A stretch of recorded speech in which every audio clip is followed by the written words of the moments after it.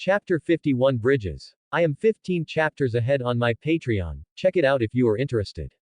Web links eacute.com/emperordragon. Chapter 51 Broken Bridges.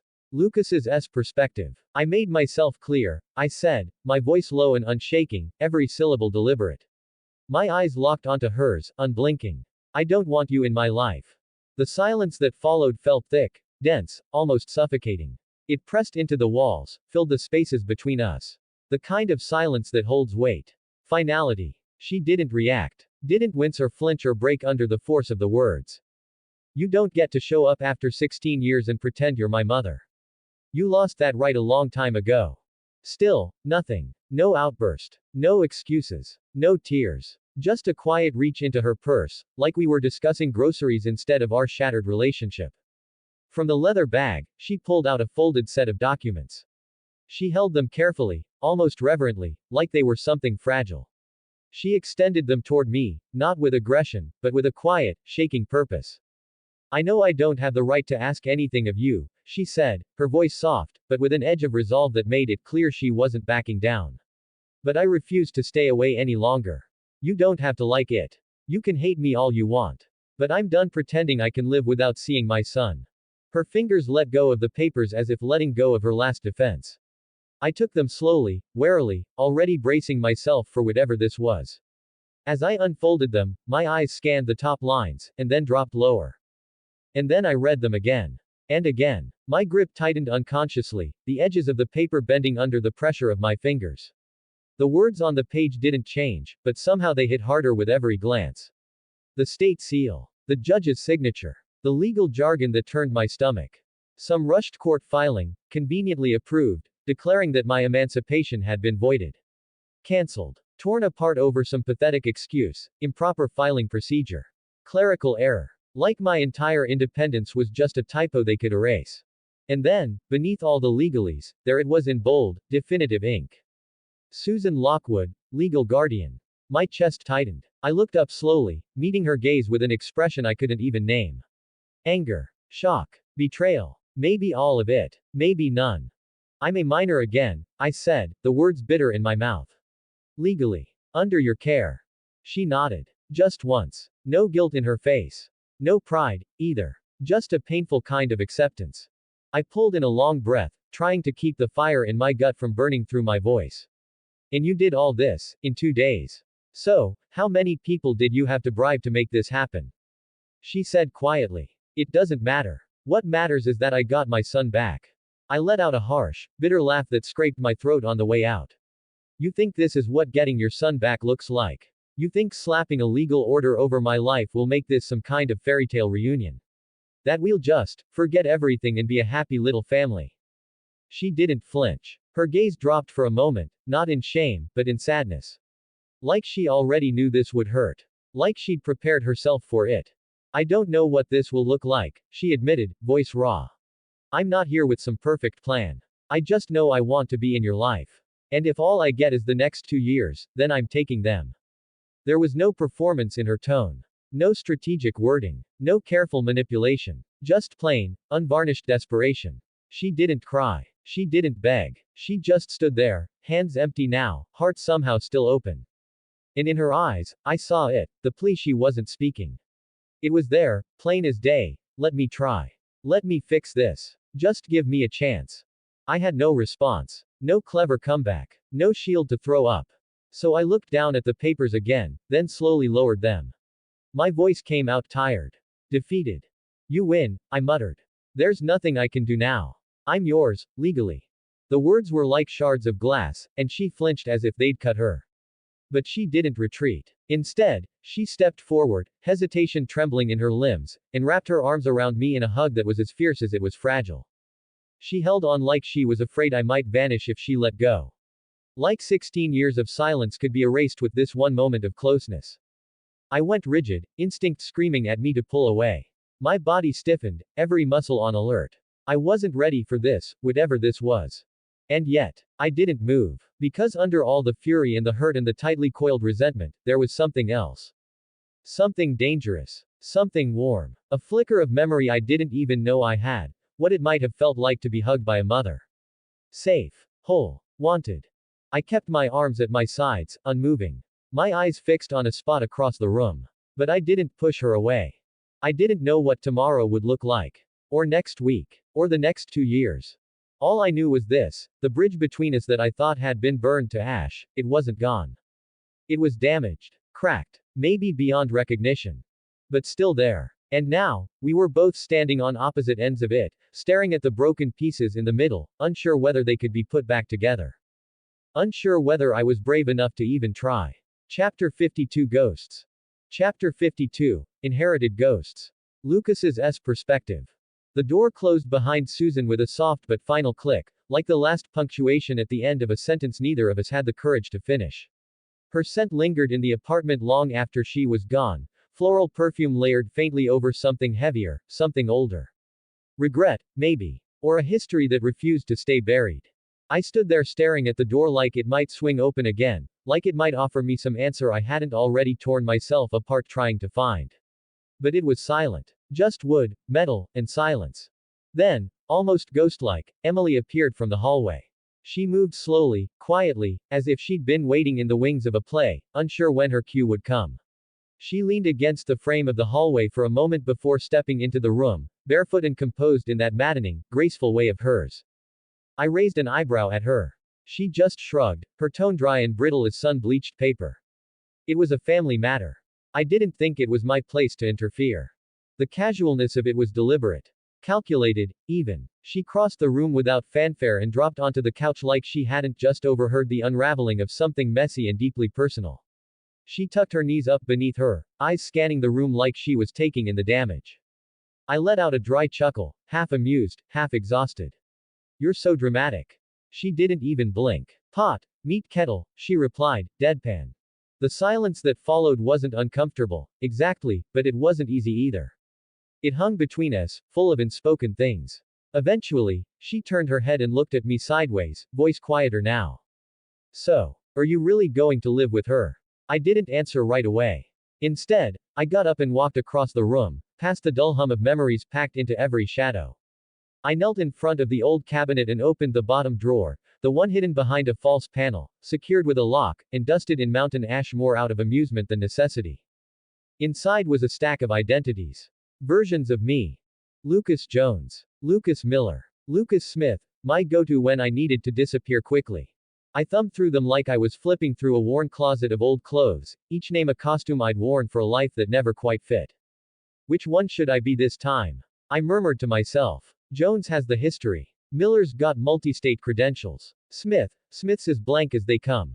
Behind me, I felt rather than saw Emily cross her arms. Her voice cut through the air, sharp and steady. You're really going to walk away from the name Richard gave you? I froze. My fingers hovered over the cards. Suddenly they felt heavier. She didn't stop. She never did when it mattered. And the rest of it. This apartment. The car. Everything he left for you. I closed the drawer slowly and rubbed my eyes, suddenly tired in a way that went bone deep. I'm not walking away from the good. I'm just going to lie low for a while until I figure out how to come back. Without getting shackled in legal red tape by someone with worse than a grudge, maternal guilt. Emily straightened, eyes narrowing just slightly. She's a mother, Lucas. Do you really think she's just going to give up? That she is ever going to stop looking for her son? I breathed in, then out, slow and deliberate. What am I supposed to do, then? Just go with her. Play the prodigal son and be back in time for dinner and a bedtime story. Because I don't see how that fits into a life like mine. Hunters don't do curfews. She sighed, deep and full of something that felt like both understanding and frustration. I'm just saying, she genuinely cares about you. I don't need your werewolf senses to see that. You could try. Open a door instead of slamming it shut. You might be surprised what you find. I turned and looked at her, really looked at her. You actually believe that? Her voice softened. I do. And I think Richard would have said the same thing, maybe not right away, but eventually. I didn't say anything. Couldn't. The words weren't there. So she kept going. Quiet, but relentless. You know, Richard and I taught you a lot. Skills. Tactics. All the sharp edges. But without meaning to, we passed down some other things too. She paused, eyes locking with mine. The weight. The cynicism. The belief that people will always disappoint you, so you should stay one step ahead of them. That being tired of the world is normal. Her words landed like blows I hadn't seen coming. Not sharp, but deep. That kind of thinking. That's for the old. The broken. The ones who've seen too much. She leaned in, eyes fierce now. But you haven't even seen enough yet. Don't inherit our ghosts, Lucas. You deserve better than that. I sat back down on the couch, slower this time. The stack of identities still sat on the table in front of me. Untouched. Unchosen. And for the first time in a long time, I realized I wasn't sure who I wanted to be anymore. Chapter 53 Return. Chapter 53 Return to the Hollow Ground. Lucas's perspective. The car moved with an almost eerie silence, gliding along the road with barely a whisper from the tires. That subtle quietness alone was enough to tell me this wasn't just any ordinary luxury vehicle. On the surface, it might have looked like an unremarkable black-on-black executive sedan, polished meticulously until it gleamed as if untouched by a single speck of dust. The interior was a study in opulence, with leather seats so supple and expensive that I was certain they cost more than my entire car. But beneath all that obvious elegance lurked something far more formidable: unyielding steel, reinforced glass, and layers of security measures that spoke of serious protection. This wasn't just a pretty car for cruising around town. No, this was a bulletproof fortress on wheels, with an armored undercarriage designed to withstand more than just potholes, tires that, even if punctured, would keep rolling without faltering. Earlier, when I'd leaned forward out of a mix of curiosity and caution, I'd caught the faint outline of hidden compartments cleverly integrated into the car's design. Whoever Susan had bought this car from was not one to cut corners or skimp on safety. In the backseat beside me, Susan sat with an unnerving calmness. Her hands rested perfectly folded on her lap, fingers interlaced, like she was poised for a high society luncheon instead of navigating this complicated reunion. Here we were, mother and son, though I struggled to even call her that, draped in the suffocating air of something more gothic than maternal. Like characters in a dark family saga, we were on a collision course with a past that seemed as shadowy and vast as the forest outside the windows. Calling her mother, or anything close to that didn't feel right. Not yet. Maybe not ever. Up front, the driver was a statue of focus and precision. I studied him without turning my head. Mid-50s, hair streaked with salt and pepper and neatly trimmed, sunglasses concealing his eyes like a furtive secret. His posture was rigid, every muscle taut as if primed to respond instantly to any threat. No doubt, this guy was no ordinary chauffeur. He carried the air of a man who could take you down 17 different ways with nothing more than a pencil and a rubber band. Special forces, maybe. Or some kind of elite security detail. I moved back against the plush leather seat, letting my weight settle as the world outside blurred by in streaks of green. Towering trees, a mix of ancient oaks and redwoods, flew past the tinted windows, transforming the road into a tunnel of leaves and shadows. Beacon Hills. The name echoed relentlessly in my mind, like a melody from a song I was sure I'd heard somewhere, but whose exact tune slipped through my grasp. There was something about Beacon Hills that triggered a deep memory within me. Even if I couldn't remember ever being here before, something in my bones responded, a restless unease mingled with an odd sense of familiarity. Almost there, Susan murmured quietly by my side, her voice steady. I didn't respond. I was still trying to get a grip on the fact that this was my life now. Just a few days, I had an apartment I called home, complete freedom to walk my own path, and a quiet, if occasionally chaotic, existence punctuated by hunts and the familiar sting of Emily's sarcasm. Now, here I was, in the back of this armored vehicle, with a woman who had abandoned me when I was a baby, now scrambling to reclaim me as though I were some lost heir to a forgotten throne. And maybe, in a way, I was. I'd done my research. Deep, thorough digging. The Lockwoods weren't just any family. They were the royalty of Beacon Hills, one of the original founding families. Old East Coast blue bloods, transplanted west during the 1800s, when fortunes were made, and lost, on an unforgiving California land boom. Mines, railroads, the sprawling timber business, and later on, lucrative contracts for private infrastructure and sprawling real estate investments, their grasp on the region was both tight and subtle. They didn't merely reside in Beacon Hills, they shaped it. Owned half of it. Quietly funded the rest. And the crown jewel of their legacy was the Lockwood estate, their ancestral home that hadn't seen a tenant other than the family since its construction. An imposing manor ensconced on the edge of the town, surrounded by ancient trees that stretched to the sky like silent sentinels. The estate was so thoroughly hidden among the forest it was as if it had grown from the very soil, watching over the land and all its secrets. The road curved suddenly, threading us deeper into a dense grove of towering oaks and redwoods until, like a long-hidden specter lifting a veil of mist, the Lockwood estate appeared ahead.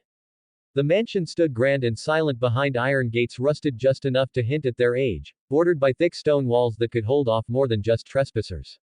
Massive columns supported an enormous front porch, and ivy climbed like a patient conqueror along the stone facade, trying, and failing, to reclaim the house for the wild. The windows were tall and shadowed, dark like the eyes of some ancient watcher, hinting at the stories buried in the worn floorboards and hidden corners. The car slowed as the gravel driveway crunched beneath the tires, and I exhaled slowly, steadying myself. This sprawling, brooding estate, hidden in the shadows of towering trees, was going to be my home. At least, for the next few years. Chapter 54 Stranger. Chapter 54. A familiar stranger. Lucas's perspective. The car hadn't even come to a complete stop before I was already pushing the door open. The moment the tires crunched to a halt on the gravel driveway, I stepped out, feeling the cool air hit my face like a quiet wake-up call. Patrick, Susan's driver/bodyguard, was already moving. The man was fast, efficient, and gave off that unmistakable vibe of someone who'd seen too much to ever fully relax. He had the controlled stride of a soldier who was trying really hard not to look like one, though the effort only made it more obvious. He was rounding the back of the car, already reaching for the trunk latch when I cut him off. I got it, I said quickly, stepping around him and pulling the trunk open myself. He paused for a second, hand midair. One eyebrow quirked upward, just enough to register surprise, maybe a trace of curiosity. But he didn't question me. Smart guy. I hauled out both bags before he could try again. One of them was just the usual: clothes, some toiletries, socks, my toothbrush. The kind of stuff anyone would pack when staying somewhere new. The other one, though, was different. That second bag was heavier in more ways than one. It held weapons, real ones. Enchanted silver blades, a few custom throwing knives, a compact crossbow modified with ancient resin-tipped bolts. It wasn't the kind of luggage I wanted anyone poking around in, especially not some former Delta Force babysitter with just enough training to know he didn't understand what he was looking at. There were things in that bag that didn't belong in this world, or at least, not in this part of it. Patrick gave a small nod. He didn't press. Again, smart. I shifted the weight of the bags and started toward the front of the house, if you could even call it that. House felt like too modest a word. The Lockwood mansion stood before me like something out of a movie. Towering columns, a sweeping staircase visible even from the outside, carved stone statues flanking the entrance like they were waiting for orders. Susan appeared beside me as I walked. I didn't hear her come up, but I felt it, the subtle change in the air when someone steps into your personal space. Her hand brushed lightly against mine. At first, I thought she was trying to steady me, maybe help with the bags, or offer some silent show of support. But then her hands slid into mine and laced together. Clever. She knew I wouldn't drop the bags just to push her hand away. I didn't say anything. I just looked down for half a second, noting the contact, and then forward again. Her grip was warm. Not weak or tentative, but firm. Like she was holding onto something important. Maybe she was. There was a quiet desperation in the way her hands clung to mine, as if she was afraid I might vanish if she let go. We stepped through the front doors and into the heart of the mansion. Despite the palatial exterior, the inside wasn't cold or sterile. It wasn't one of those places that screamed wealth at the cost of personality. Sure, the ceilings were high and the rooms were massive, decked out in antique wood, chandeliers the size of small cars, and oil paintings of people who probably never smiled in their lives. But there was something else, too. Something warmer. There was music playing softly, something classical, but with a modern edge to it. Not stuffy. Fresh flowers rested on a side table, brightening the space in a way money alone couldn't fake. The lighting was warm and intentional, not clinical. Every detail said one thing clearly: this wasn't just a place people lived, it was a place someone was trying to make feel like home. I wasn't sure if it was working. But I noticed the effort. And then came the collision. Susan. A voice shrieked with giddy excitement, and a blur of blonde launched itself into Susan. The girl wrapped Susan in a tight hug, all arms and laughter and energy. Then, just as suddenly, she turned those sharp, excited eyes on me. "This is Jennifer," Susan said with a soft smile. "My younger sister." Younger sister. She couldn't have been more than 15. Maybe just barely. Her blonde hair was shoulder length and a little messy, like she hadn't bothered with a brush in the last couple of hours. Her cheekbones were sharp, like Susan's, and her eyes matched, that same dark brown. But the similarities ended there. Where Susan carried herself like someone who bore the weight of elegance and far too many regrets, Jennifer practically vibrated with life. She radiated joy like sunlight, completely unfiltered. I always wanted a nephew. She beamed, then lunged at me in a hug like we were childhood best friends reunited after years apart. My arms were full, but she didn't care, and honestly, neither did I. The weapons in the bag between us made the whole thing ironic, almost darkly funny. But I didn't pull away. She pulled back, grinning. You can call me Aunt Jenny. Her tone made it sound like it was the greatest title anyone could ever have. I felt it, somewhere deep under the surface, they shared blood. The same father. Different mothers, probably. She was a half-sister, but that didn't make her any less real. Still, I kept quiet about that. Not my place. Susan gestured toward the stairs. Let me show you your room. Jenny followed us as we climbed the grand staircase. She bounced with every step, practically skipping, like she couldn't decide whether to walk or burst into dance. The hallways were lined with reminders of the family legacy, framed photographs in heavy gold frames, oil portraits of ancestors who probably never imagined they'd one day share wall space with a rebellious 16-year-old werewolf dragging a bag full of weapons. The bookshelves looked like they could be straight out of an old university library, leather-bound volumes, some first editions tucked between thick copies of Tolstoy, Twain, and names I didn't recognize. At the end of the hallway, Susan stopped in front of a door. She looked at it for a second, like it was important somehow, then slowly turned the knob and pushed it open. This is yours. I stepped inside and took it all in. The room was, a lot. Large. Polished. Ridiculously well put together. A queen-sized bed with rich, dark navy sheets. Oak furniture that looked like it had been custom-made. A window seat that overlooked the manicured garden. On one side of the room, a sleek new computer waited, complete with a mechanical keyboard and a high-end chair that looked absurdly expensive. To the side of the entertainment center were both a PS3 and an Xbox 360, still in pristine condition, games stacked neatly beside them, controllers still wrapped in plastic. I heard boys your age like sports and video games, Susan said, her voice a little hesitant. I wasn't sure which sports you liked, so I didn't put up any posters yet. I chuckled and finally set the bags down. I'm not really into sports, I said. But I do play games sometimes.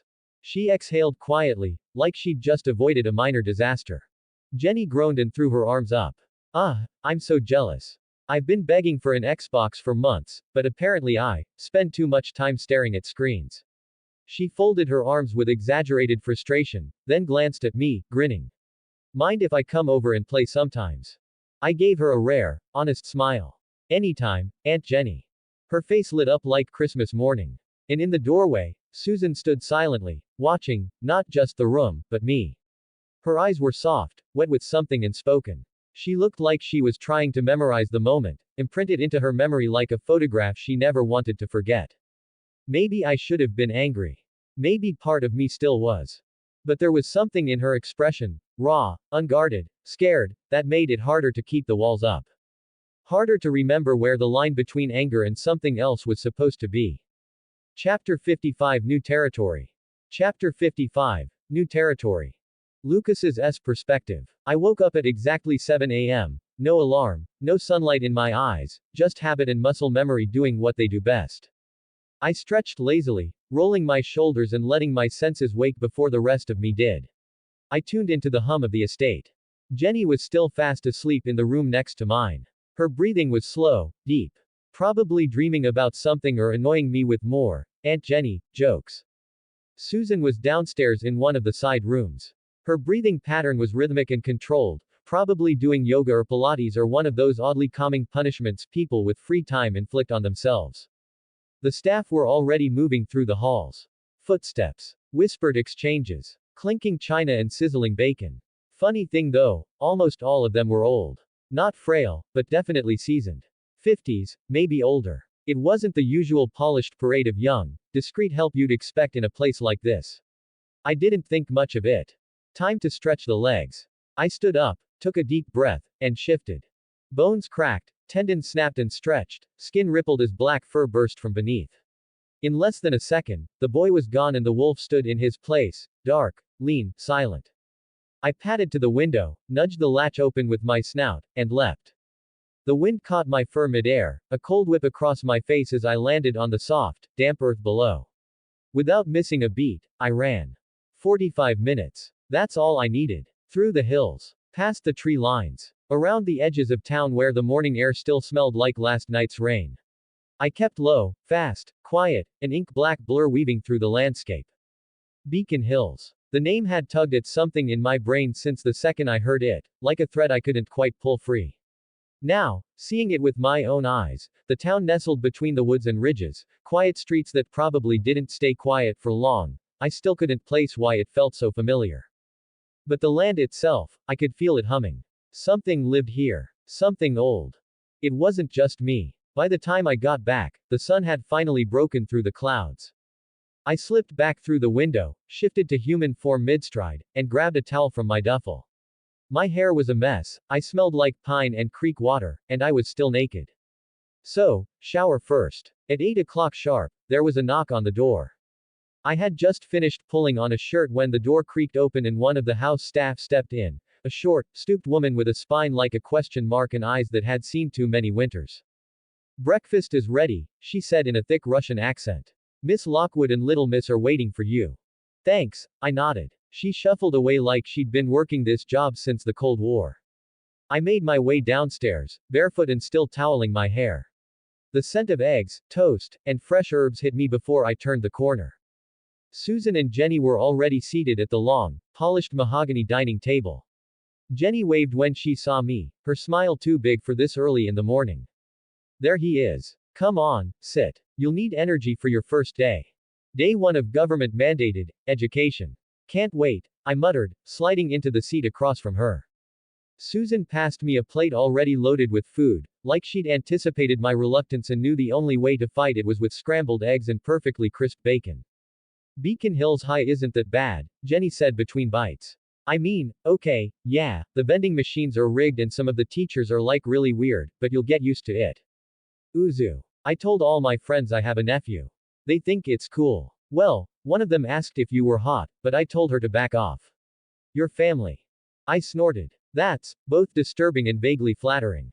Susan, for once, didn't try to push the conversation. She just smiled quietly and kept eating, clearly content that we were all sitting at the same table, even if it was awkward, even if the air between us still felt like it needed cutting with a butter knife. "You know," Jenny said, pointing her fork at me, "not every sophomore gets accepted into school halfway through January with 0 records." I raised an eyebrow. She shrugged. "It sure is nice being a Lockwood." Right. The Lockwoods. Founders of Beacon Hills. Power, privilege, and enough pull to bend bureaucracy backwards. I wasn't stupid. I knew the only reason I got a free pass into Beacon Hills High without transcripts or a history was because of Susan. She hadn't just pulled strings, she'd tied them into a noose and handed it to the school board. I didn't want high school. But seeing Jenny's excitement, seeing how she clearly looked forward to me being there, it was grounding. "I'm just glad it starts at 9, I said. Jenny nodded. "Right. It's the one good thing about this town. They understand that teenagers are barely human before 8:30. I gave her a small smile. A real one. Maybe this wouldn't be complete hell. Still, there was that buzz in the back of my skull again. The tug. The itch. Beacon Hills. Something was here. Something familiar. And I was about to find out what. Chapter 56 Unscripted. Chapter 56. Unscripted. Lucas's perspective. Breakfast wrapped up quietly. No drama, no tension, just the gentle clinking of silverware and the melodic hum of conversation around the table. Jenny, seemingly energized after eating, began incessantly detailing her plans for my first day. She rambled about introducing me to her friends, showing me every hidden corner of Beacon Hills High, and, with a mischievous twinkle in her eye, probably plotting to embarrass me a little before the first bell even rang. Susan, sitting across from us and looking more relaxed than usual, met my gaze a few times with a soft smile that radiated quiet pride. To her, simply sharing a meal together probably felt like a small victory in itself. Not long after, Patrick arrived outside, his presence impossible to overlook. A graying man with an air of faded authority. He maneuvered another glistening, armor-plated luxury car in front of the house. Jenny immediately bounced out the door, with me only a step behind. The car's interior smelled faintly of leather and new polish, a sharp contrast to my morning nerves. The ride itself was brief, no more than 10 or 15 minutes, with Jenny never pausing her commentary about Beacon Hills High's confusing rules and the even stranger personalities of its students and teachers. My contributions were sparse, a few nods, a grunt or two, just enough to keep her happy. When we rolled into the school parking lot with about 10 minutes to spare, clusters of teenagers congregated near the entrance, animated and wide-eyed, fueled by coffee and adolescent hormones. Before the car had even fully stopped, Jenny was halfway out the door, calling to her friends in a voice that made her sound part ringmaster, part trickster. "Catch you later, nephew," she called, hitting that perfect balance between endearing and mischievous. I let out a small sigh, slung my backpack over one shoulder, and started for the principal's office, alone, now, and oddly aware of it. The office, when I found it, was practically a cliché: cheap faux wood furniture, a neglected plant wilted in the corner, and a plaque on the wall boldly declaring, "Excellence," in bright Comic Sans. Everything screamed, attempt at professionalism, but the effect was more comforting than impressive. Inside, the principal awaited, a weary man whose tired eyes and outdated tie suggested he'd been doing this gig for far too long. He offered me a seat and a handshake. "You'll be starting today, Mr. Astratides. Welcome to Beacon Hills High. We're just waiting on one more new student, then I'll walk you both to class," he said, the words rehearsed but the effort genuine. I took a seat, nodding. Sure. Minutes started ticking by. I shifted on the hard, creaky chair. Every now and then, the principal would check his watch, then flip idly through a stack of paperwork, pretending not to notice the silence settling between us. 3 minutes passed, maybe a bit more, when I heard a voice, a girl's, clear and distinct. My hearing brought it to me seamlessly, as if she were only inches away.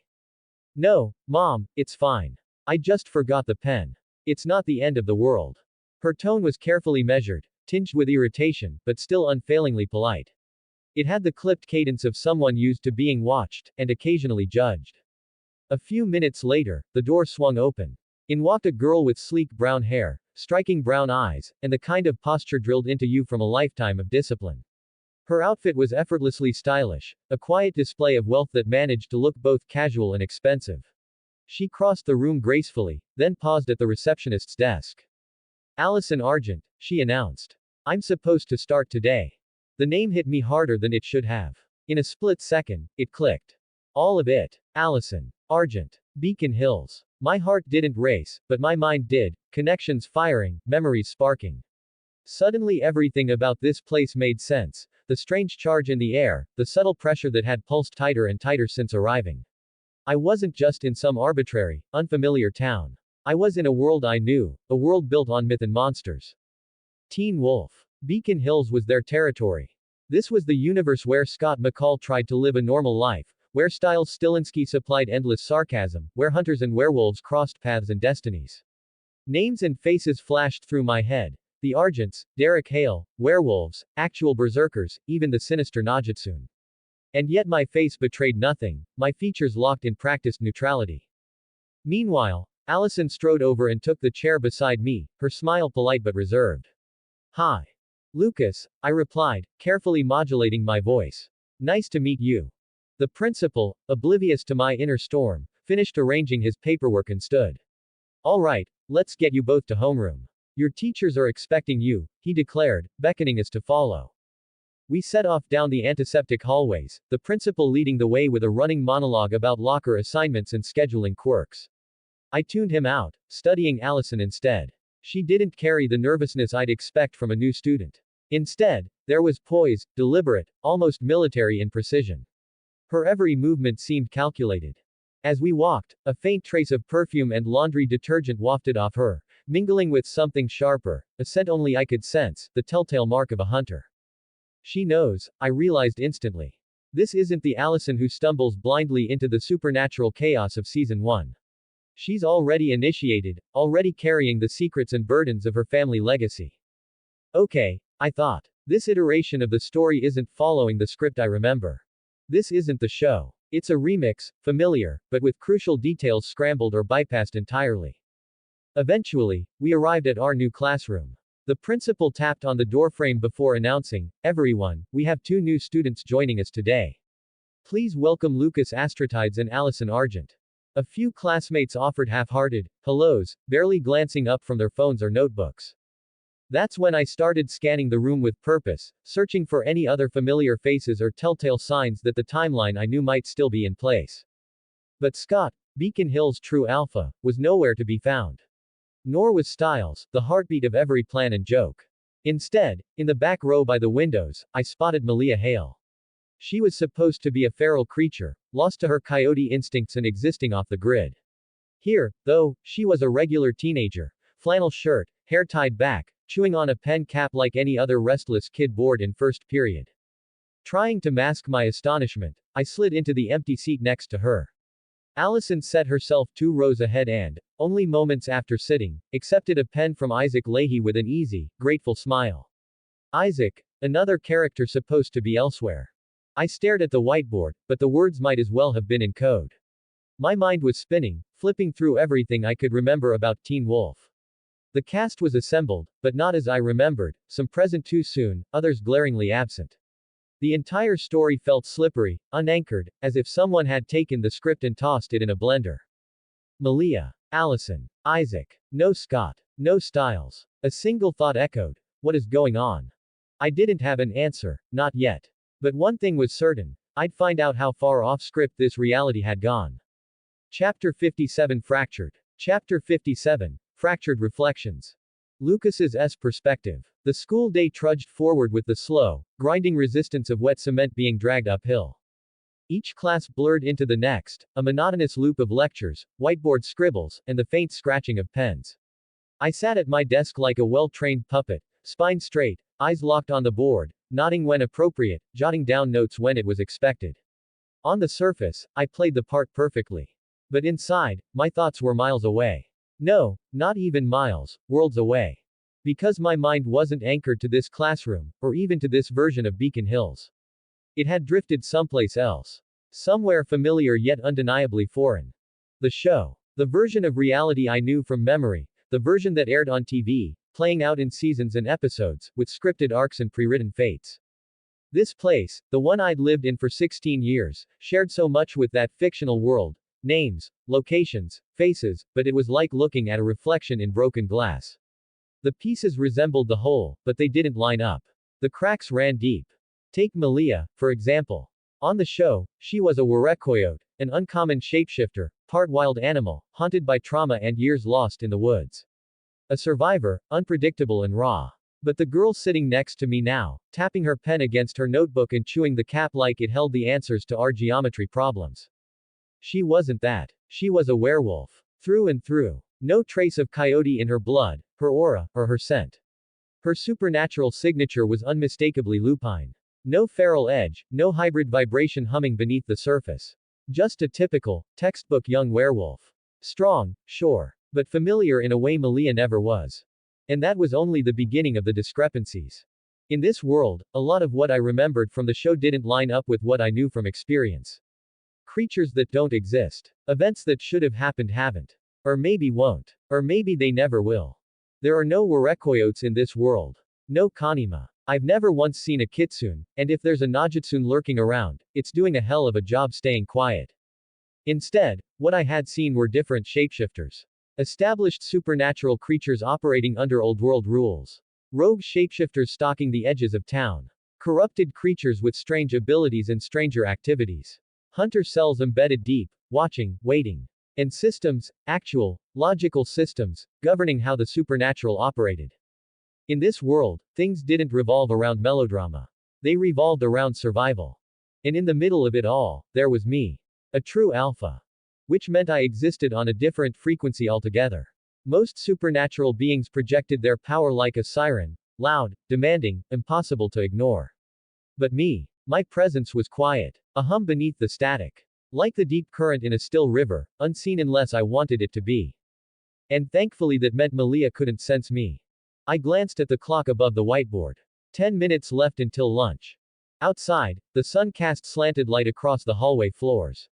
Inside, everything felt suspended. Unreal. Like I was walking through someone else's memory, only the details had been rearranged. The bell rang, finally, a shrill chime that shattered the silence of my thoughts. Time to move. I slipped my phone from my pocket as I walked, thumb flying across the screen. My message was short but encrypted to my contact in the association. Need a full pull on Beacon Hills. Names, factions, known entities. Flag anything out of the ordinary. I hit send before sliding the phone away and stepping into the crowded hallway. I wasn't hungry but I figured food would help. The lunchroom buzzed with the chaotic energy of too many teenagers trapped in one place. Laughter echoed off the walls. A tray clattered to the floor. Someone shouted across the room for ketchup.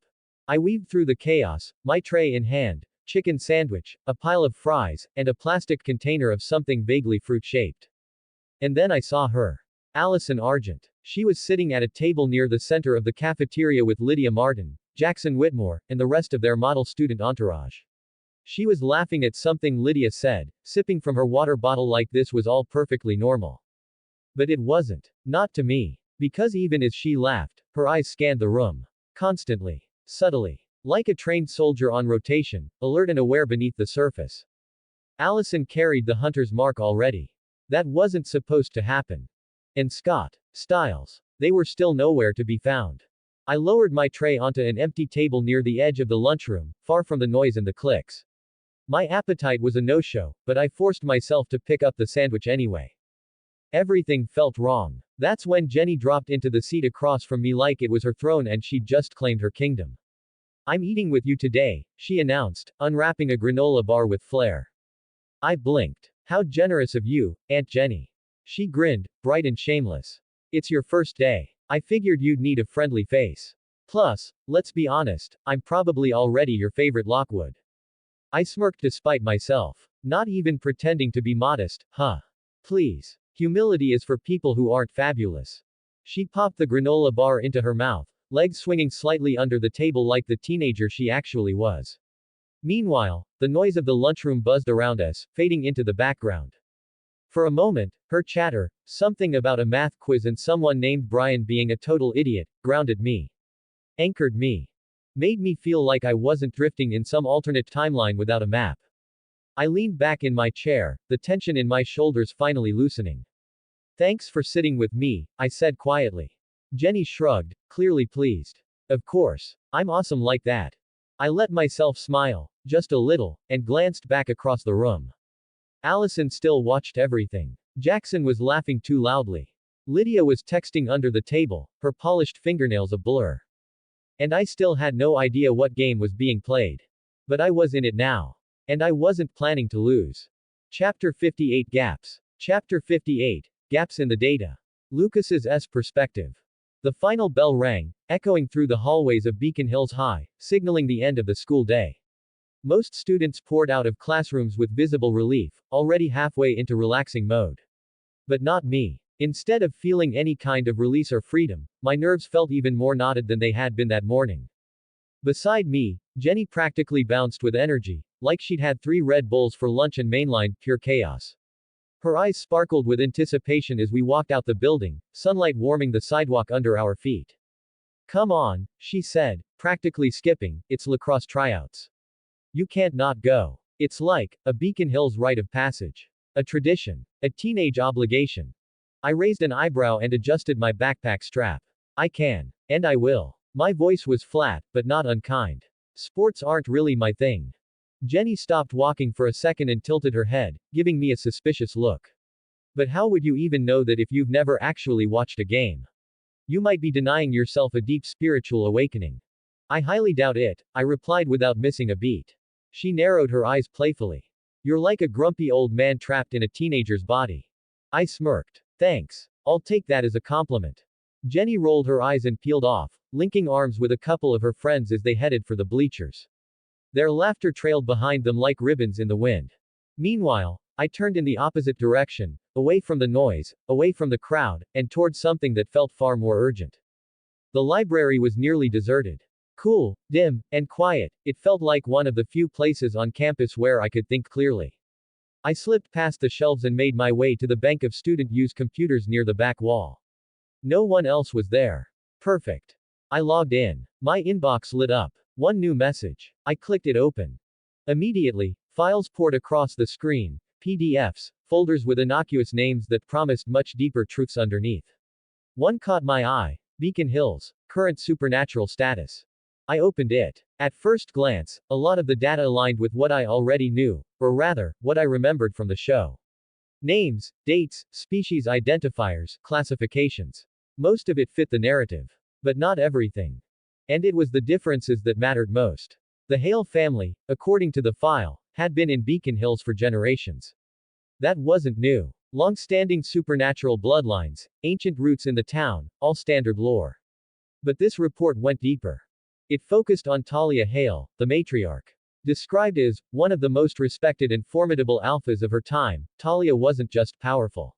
She was wise, revered, feared, even. The report painted her as a leader who held the supernatural balance in the region with strength and fairness.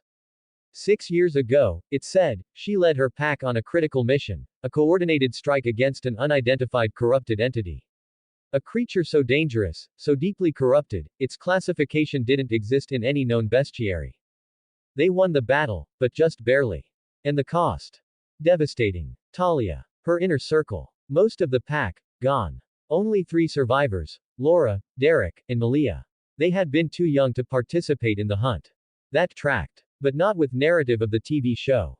According to the show, the Hale house had burned down in a tragic fire, one supposedly set by Kate Argent. But this file. Not a single mention of that. No house fire. No arson. Instead, there were redacted lines and vague references to unidentified chemical toxins, non-human biological residues, and, most telling of all, extremely high concentrations of wolfsbane. Which made sense. You can't just burn down a house full of werewolves with a match and lighter fluid. Wolfsbane would have been necessary, if not to kill them, then to weaken them enough to finish the job. But here, there was no fire. No explosion. No cover-up involving flames. Only blood. A massacre, not an accident. That changed everything. Because if someone wanted to wipe out the Hale pack, one of the oldest werewolf lineages in the country, they wouldn't just need stealth. They'd need a plan, a strategy. And a lot of power. The kind of power that comes from something darker. I scrolled deeper and clicked into another folder, Argent Family Activity. Here's where things really started to fracture. In the show, the Argents had already been living in Beacon Hills for some time, embedded in the community, covertly monitoring the supernatural community. But the files told a different story. According to this data, the Argents had never lived here before now. Their operations had been rooted in Europe before, then occasionally shifting across the US. But Beacon Hills. It had never been on their radar, until recently. Now, suddenly, they were here. Moving in. Establishing a base. Why? Was it because the Hales were almost gone? Because their territory was vulnerable? Or was there something deeper going on in Beacon Hills? I didn't know. Not yet. Next, I checked the updated Hale pack structure. Laura Hale, current alpha. Quiet. Below the radar. No major supernatural presence in the last 6 years. Derek Hale, werewolf. Also keeping a low profile. Malia Hale, youngest. Only recently assimilated into normal society. Confirmed werewolf. Even more curious, Peter Hale was not in this file. He was listed as dead. I leaned back in my chair, my brain buzzing with questions. I logged out. Wiped the session. Cleared every trace. The sun was lower in the sky when I stepped out of the library. Most students were still outside, gathered in clusters around the field, watching the lacrosse tryouts. I could hear the dull thud of feet on turf, the sharp call of a whistle, distant cheers. But all of that faded beneath the noise in my own head. Because one thing was clear. This was still Hale territory. And me. I was a stranger here. A rogue werewolf. An alpha, stepping onto ground that wasn't mine. Uninvited. That made me a threat, whether I wanted to be or not. But the real question, the one that had sunk its claws into my thoughts, was darker than that. What kind of creature could kill Talia Hale? What kind of force could annihilate a pack like hers, and leave barely a trace behind? Unless, there is more to this than what's on the surface. Chapter 59 Quiet. Chapter 59, The Quiet Corner. Lucas's perspective. The late afternoon sun was bleeding out over the horizon, casting warm amber hues across the school grounds. Long shadows crept across the pavement like lazy ghosts, stretching from the edge of the gymnasium to the outer fences, where ivy climbed in slow, stubborn spirals. Somewhere in the distance, out past the main building, the lacrosse team was still having tryouts on the field.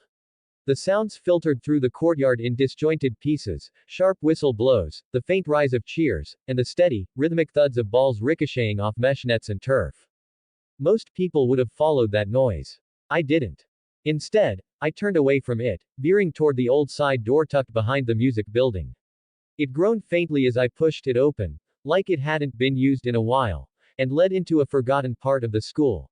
An old courtyard, square and quiet, wrapped on all sides by red brick walls weathered with time and half hidden beneath a tangle of ivy and stubborn weeds. It smelled like damp stone and morning dew that had overstayed its welcome. Grass poked through the cracked pavement in uneven tufts, and the place radiated a kind of stillness I hadn't realized I needed until that exact moment. It was peaceful here, unbothered, out of step with the rest of the school's rhythm. But it wasn't empty. She was already there. Malia Hale. She sat backward on one of the wooden benches, legs stretched out, combat boots planted firmly against the opposite edge. Her elbows rested over the top rail like she had all the time in the world, and her chin tilted up toward the open patch of sky above us, eyes half-lidded like she was listening for the clouds. She looked like she belonged here. Not in a schoolyard kind of way, but in the way wild things belong to forests, or the way secrets belong to old walls. I hesitated. For a second, maybe two, I thought about backing out, pretending I'd taken a wrong turn, giving her the space she so clearly had claimed for herself. I was a stranger here anyway. No one would have noticed. But then she spoke. Her voice cut through the stillness, dry and flat, but not exactly unfriendly.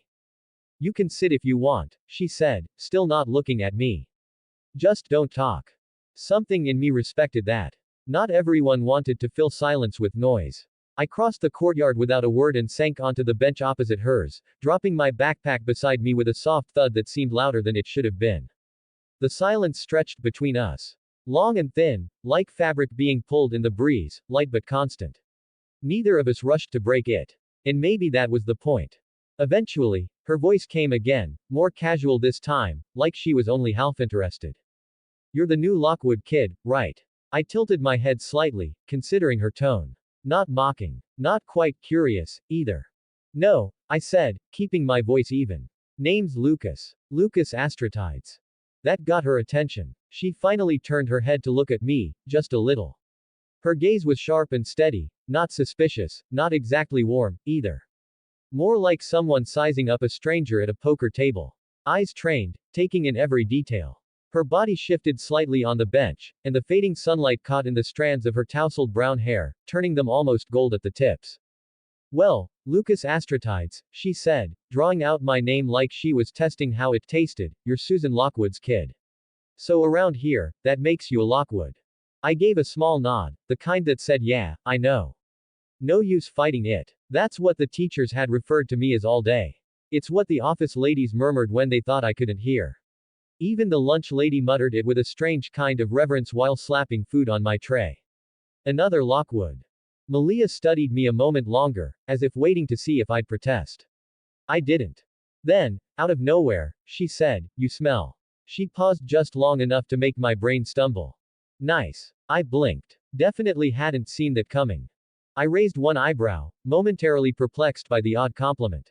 My mind scrambled to understand the sentence and figure out how to respond. Thanks. I offered, my voice more confused than anything. She didn't smile, but her lips curled slightly in what might have been close to amusement. You always this awkward. I smirked faintly, my first real expression in minutes. You always this friendly. She shrugged, not a hint of apology in the gesture. Only to people who don't annoy me. Fair enough. We slipped back into silence, but this time it felt different. Less like a wall and more like a blanket, comfortable, breathable, something that didn't demand anything from either of us. After a while, her voice came again, softer now. Not quite vulnerable, but quieter. More honest. I like this spot. People leave you alone here. I followed her gaze upward, toward the narrow slice of open sky framed by the bricks. Thin, wispy clouds drifted lazily across it, like they had nowhere important to be. Yeah, I said slowly, the weight of the day beginning to lift. I think I like it here too. She didn't say anything to that, but I noticed the way her posture shifted, shoulders easing just a fraction, her boots tapping gently against the bench rail like some unconscious rhythm had started up inside her again. She didn't smile. She didn't have to. For the very first time since arriving in Beacon Hills, this place didn't feel like a twisted maze full of questions I couldn't answer, buried threats, or stories that changed before you could catch them. It just felt real. And for the first time today, that was enough. Chapter 60 Half. Chapter 60. Half a Deer. Lucas's perspective. Later that night, an almost reverential hush settled over the Lockwood mansion, draping every hallway and high-ceiling ED room in a gentle, muted quiet. The kind of silence that falls only after the last clatter of plates and laughter has faded, when footfalls become measured and voices lower, as if the walls themselves are eager for a peaceful night. Dinner had unfolded just as I'd subtly expected from the Lockwoods, an exercise in etiquette and understated excess. We'd moved from salad to hors d'oeuvres, from a bowl of fragrant soup to the main courses, everything served on heavy porcelain with a brisk professionalism that seemed both old-fashioned and comforting. There were 3 kinds of bread for what was, frankly, not enough butter, and 5 meticulously planned courses, each introduced by Susan with a gentle gesture and the softest smile.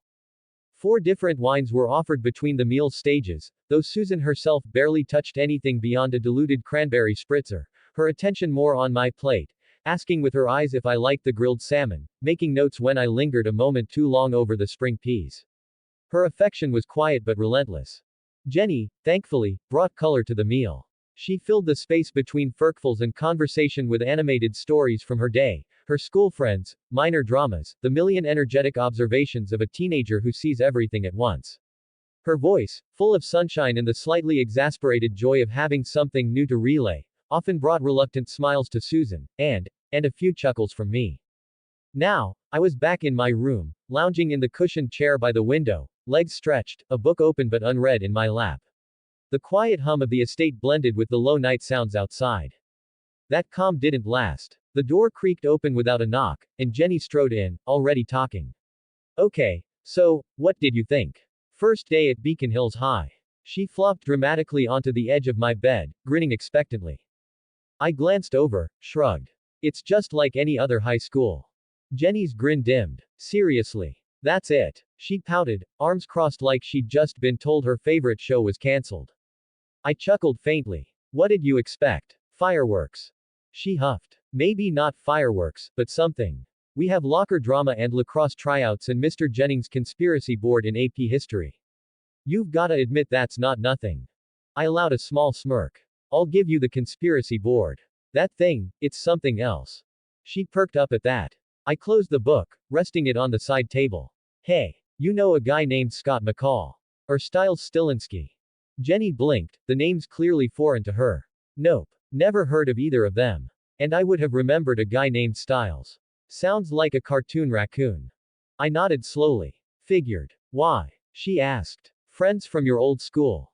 Something like that, I said, noncommittal. Should I keep an ear out? She asked. I gave a half smile. Don't worry about it. Jenny shifted topics easily, undeterred. What about Malia? She asked, clearly still fishing for gossip. I raised a brow. What about her? She shrugged. You sat next to her, didn't you? Yeah. Well, Jenny said, adjusting her posture like she was preparing to deliver classified intel, she was homeschooled until this year. Like you. Except people don't really talk to her much. Kind of a loner. I stayed silent, but not because I didn't have thoughts. She added. Susan's friends with Laura Hale, they go way back. Like, before everything went sideways about 6 years ago. But the Hales keep to themselves these days. Ever since the accident, I said quietly. Jenny nodded. I didn't ask more. I already knew more than most people in town did. And the truth was worse than whatever the papers printed. She paused, head tilting with that glint like she was about to drop a particularly juicy bit of gossip. Did you hear about the wild animal? I blinked. Animal. She scooted closer, eyes wide. Someone reported a huge wild animal running around the woods near the edge of town a few days ago. The sheriff's department went looking and found a deer. But not just a deer. She leaned in like she was sharing a ghost story. Its entire lower half was missing. Lower half. I repeated, tone now flat. Jenny nodded, thrilled. Gone. Clean off. They think it's a mountain lion. But there's this whole betting pool at school. Most people think it's a cougar, some are betting on a freak wolf. I'm all in on a bear. Big one. I stared at her. She smiled. Wanna place a bet? I shook my head slowly. I think I'll pass. Jenny stood up, sighing dramatically. I thought having a nephew would be more fun. She made her way to the door, then turned back, a little grin tugging at her lips. Try not to be boring tomorrow. Then she vanished down the hallway. The door clicked shut behind her. My expression darkened. A deer torn in half. That wasn't a bear. And no mountain lion did that either, not unless it was on some nightmare steroids. I walked over to the window, sliding it open to let in the cool night air. Something was out there. Chapter 61 Blood. Chapter 61 Blood and Stone. Lucas's perspective. It was nearing midnight, and the estate was silent, resting under the heavy blanket of darkness. Most of the lights had already been extinguished, save for the soft lights of the few lanterns in the garden, their fragile glow barely holding its own against the shadows. The familiar chorus of nocturnal life stirred gently in the background, the rhythmic chirp of crickets, the distant hoot of an owl, the rustle of unseen creatures moving through grass and underbrush. Beacon Hills was quiet in the way that only nighttime allowed, a hush so deep it felt sacred. I cracked open the window of my bedroom. A sharp gust of night air rushed in, hitting me full in the face. It was cold, clean in a way that almost stung. Without hesitation, I stepped up onto the windowsill, crouched low like a predator about to pounce, and dropped. Years of practice had made me weightless, almost untouchable. I was a shade sliding through the moonlit landscape. I stayed just outside the narrow reach of the porch's sensor lights, slipping past beams of surveillance like water flowing around a stone. I could picture the camera feeds panning, the blinking dots and red lines following their endless routines. Susan had invested in the very best security system money could buy, but tonight it didn't matter. I'd spent years learning how to avoid being seen. No human invention could catch me if I didn't want to be caught. Tonight, I was hunting. The night air was thick with scent, every molecule humming with layered signals. I caught pine needles crushed underfoot, the acrid tang of car exhaust from the main road, and somewhere in the distance, the smoky remains of someone's backyard barbecue clinging to the wind like a memory.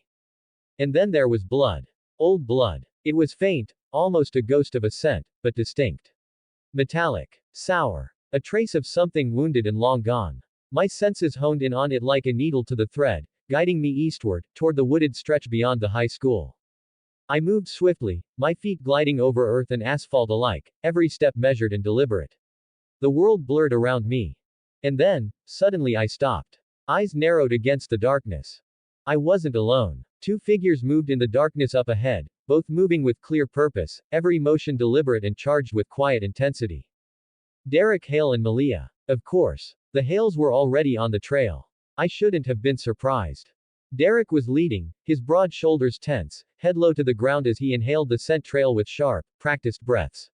Malia flanked him, twitchy and restless, her energy on edge like she was already halfway to losing patience. I dropped low, crouching into the underbrush, making sure to stay downwind. The night wrapped around me like a cloak. I became part of the forest, silent, still, watching.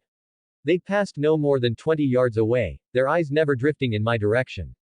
They didn't see me. They didn't sense me. I waited until they disappeared from sight, their footsteps swallowed by distance, then rose slowly and continued forward, deeper into the trees.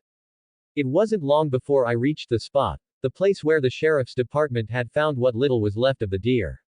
Now, there was almost nothing. Only a stain. Dark, dried blood soaked deep into the dirt, more black than red in the moonlight. Around it, the bark on several trees had been scored, deep claw marks slicing through the trunks like the forest itself had been attacked. I knelt by the blood and inhaled slowly, letting the scent fill me.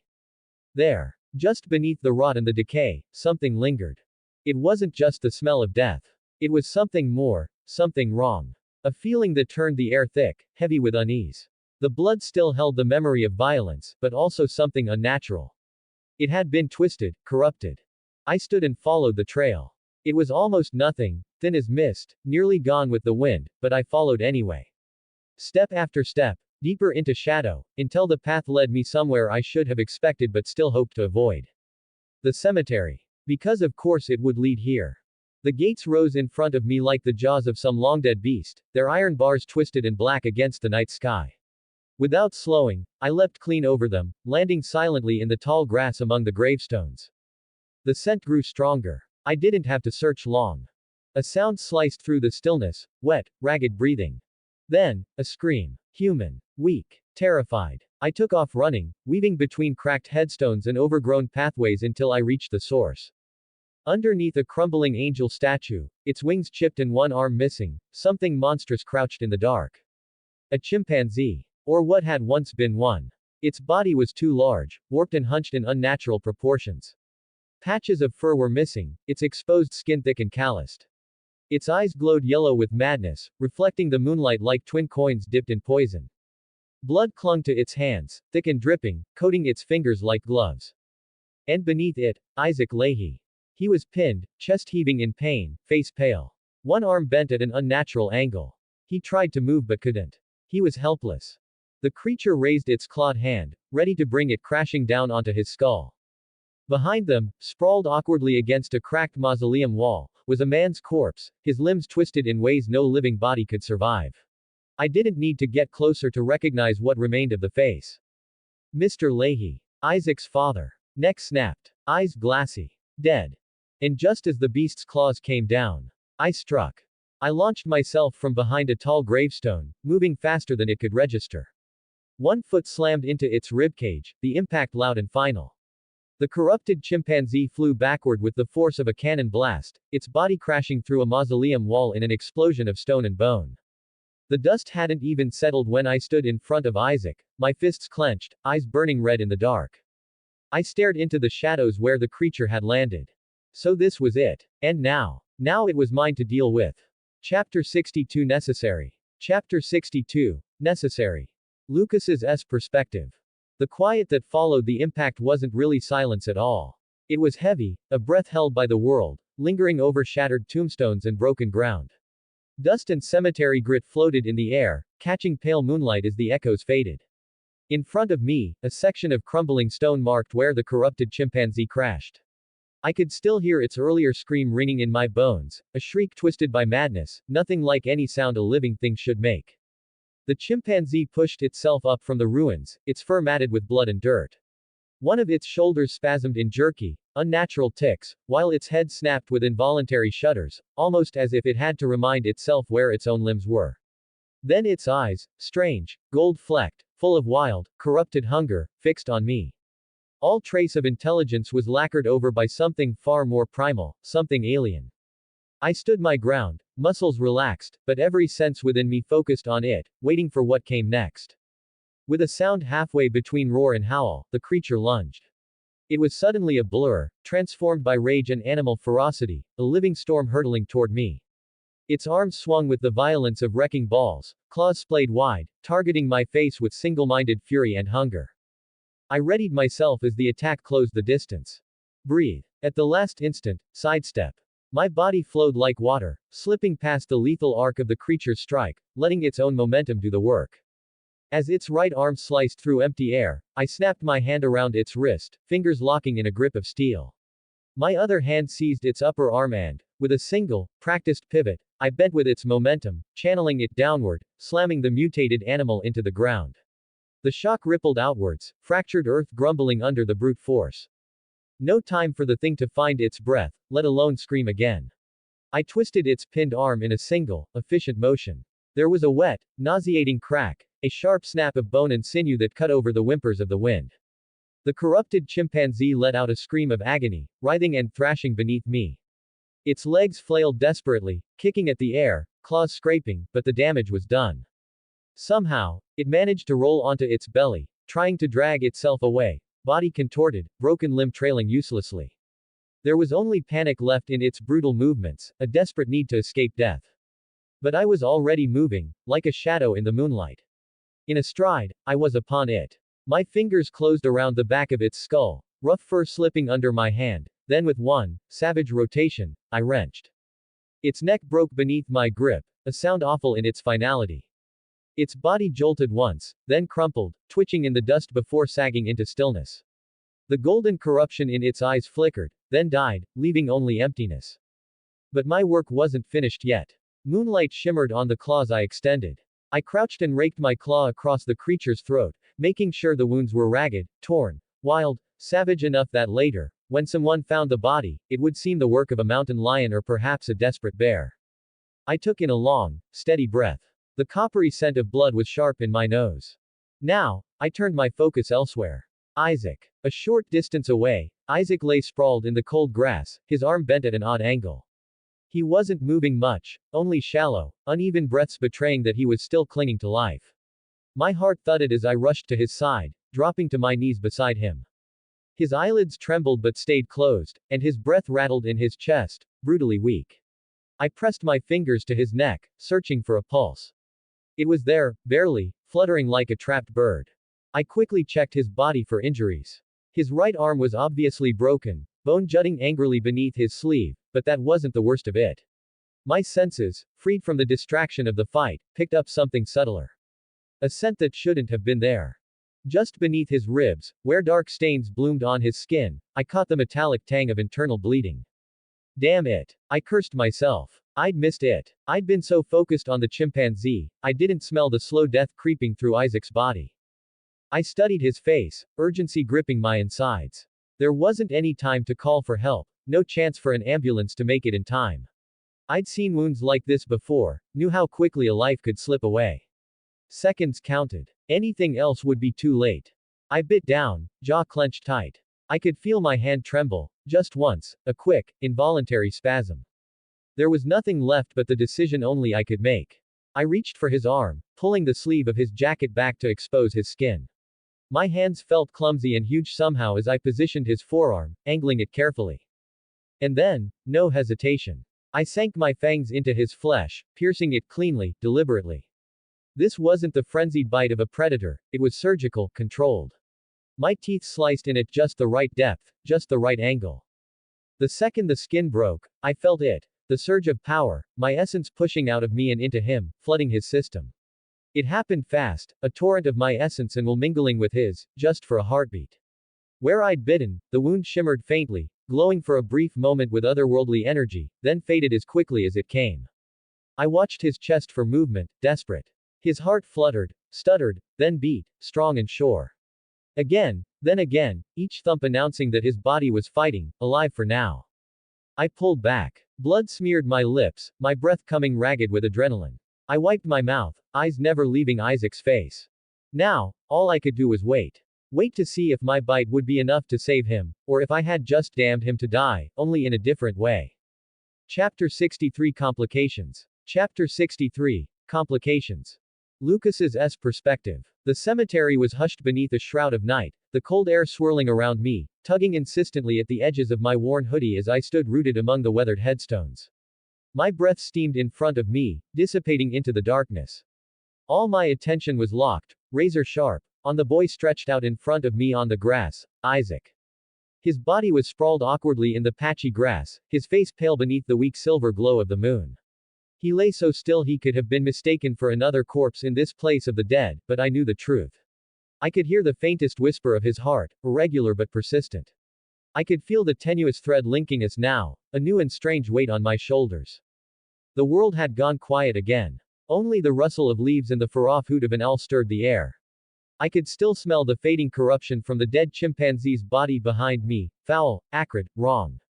I stood very still, my eyes locked on Isaac, counting the seconds. A minute slithered by, then another, each one heavy with doubt. Was he too far gone? Then, at last, a sign, almost imperceptible, a twitch of his fingers. An audible, rattling breath tore free from his battered lungs. Under thin skin, where life had seemed extinguished only moments ago, I glimpsed it, a faint, supernatural shimmer rebuilding him from the inside out. His ribs shifted first, snapping back into place. I heard the dull pop as his broken arm realigned and knitted together.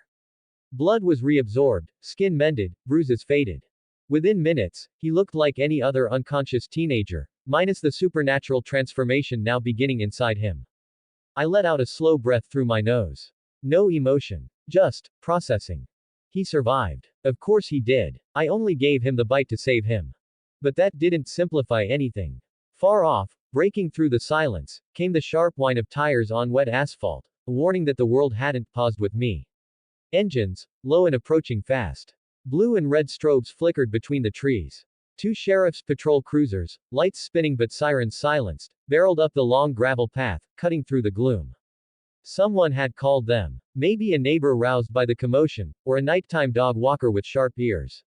The specifics hardly mattered now, only that help, or what passed for it in Beacon Hills, was nearly upon us. I backed up without a sound and melted into the tree line behind the cemetery. Found a tall pine with thick cover and climbed silently up into the branches like it was second nature. From there, I watched. Deputies fanned out first, flashlights sweeping the area. Then the sheriff himself, Stilinski, as sharp-eyed and cautious as ever. They found the chimpanzee's corpse first, mangled, throat slashed, limbs twisted. Then they found Isaac's father. One deputy turned and threw up behind a headstone. Then there was a wave of panic. Radios crackled. More officers arrived. Then, hey, we've got a kid. Flashlights converged on Isaac. One hand hung limply at his side, eyes shut, but breathing steady now. Still alive, someone shouted. Within minutes, an ambulance pulled into the cemetery path. I watched them load Isaac onto a stretcher. He didn't move. He wouldn't, not yet. They'd hustle him to the hospital. There, tests would find nothing. Maybe he'd be kept overnight, maybe sent home with a diagnosis of shock. None of them could know what truly simmered beneath his skin. I stayed perched up in that tree until the red and blue lights faded down the hill and into town. Then I dropped back to the ground, landing without a sound. The night closed in again. And I finally exhaled. I'd saved a life. And made a new werewolf. Inhaled territory. Without asking. Without explaining. To the Hale pack, I'm a rogue alpha who just turned a civilian in their backyard. And with the Argents moving into town, this was the worst time to give anyone the impression that something new and dangerous had arrived. It didn't matter that I didn't want to turn him. That I did it to save him. Context doesn't travel as fast as gossip. This wasn't just complicated. It was also political. Pack lines, hunter optics, supernatural diplomacy, all about to get stirred up over one dead abusive father and one unconscious teenager. I shook my head and took a deep breath. Tomorrow. I'd deal with it tomorrow. Right now, I just wanted to sleep. I sprinted through the woods, scaled the outer wall of the Lockwood estate, crept across the estate like a shadow, and slipped through the open window of my bedroom. My boots didn't even scuff the floor. I shut the window behind me, pulled off my hoodie, tossed it aside, laid down on the bed. The ceiling was dark and still. But the truth was finally clear. Beacon Hills wasn't like the show. It was messier. And I was already far deeper in it than I ever planned to be. Still, despite it all, despite what tomorrow would bring, sleep found me quickly. Chapter 64 Meeting. Chapter 64, The Meeting. Lucas's perspective. By the time my foot crossed the threshold of Beacon Hills High School, the air was already thick with tension. Not just the usual hum of adolescent stress, but something sharper, more electric. A storm of whispers had begun to spread through the student body like a fast-moving current, unstoppable and eager. The name Isaac Leahy floated from corner to corner, drifting over lockers and between classroom doors. People weren't just talking about him, they were obsessed. His name had become currency, traded in half-sentences and dramatic gasps. The rumors were impossible to miss. They said there had been an animal attack, something brutal, messy. They said Isaac's father was found dead, his body mangled beyond recognition. They said Isaac had been there. Something about Isaac being the sole survivor. They said there had been blood. No one had the full story, of course. But when has that ever stopped high schoolers? Speculation is a sport in places like this, and today, it was a championship game. I heard murmurs about wild animals, bears, mountain lions, maybe even a rogue coyote. One particularly enthusiastic freshman insisted it was aliens, which earned him a punch in the arm and a dismissive snort from his friends. None of them had any idea how close they were. Or how far. I tuned it all out.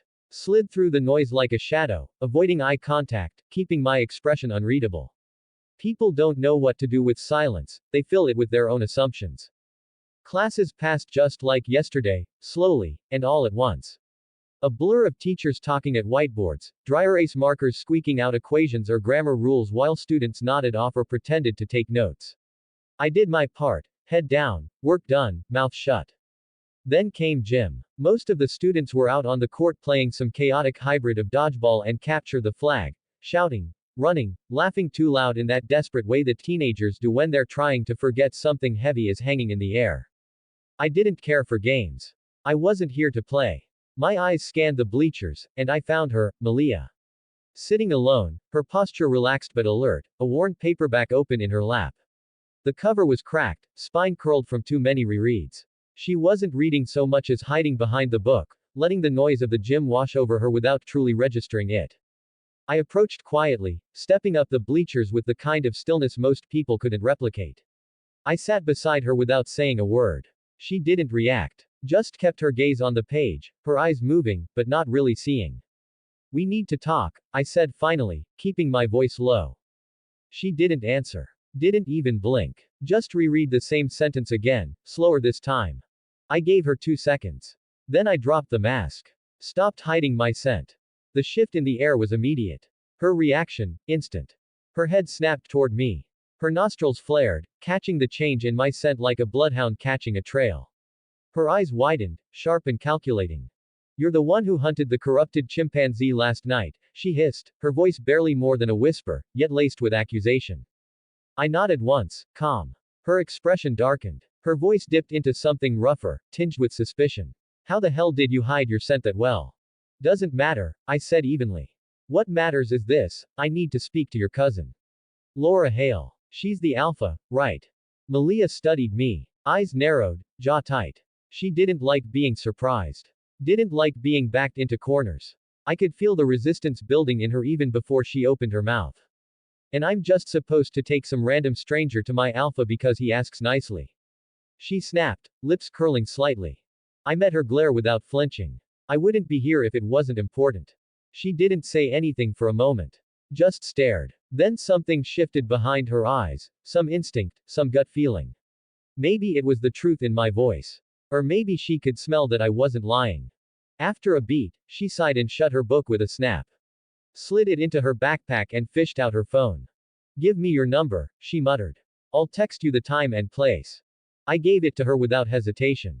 Watched as she typed it in, saved the contact. She didn't even try to hide the name she saved me under.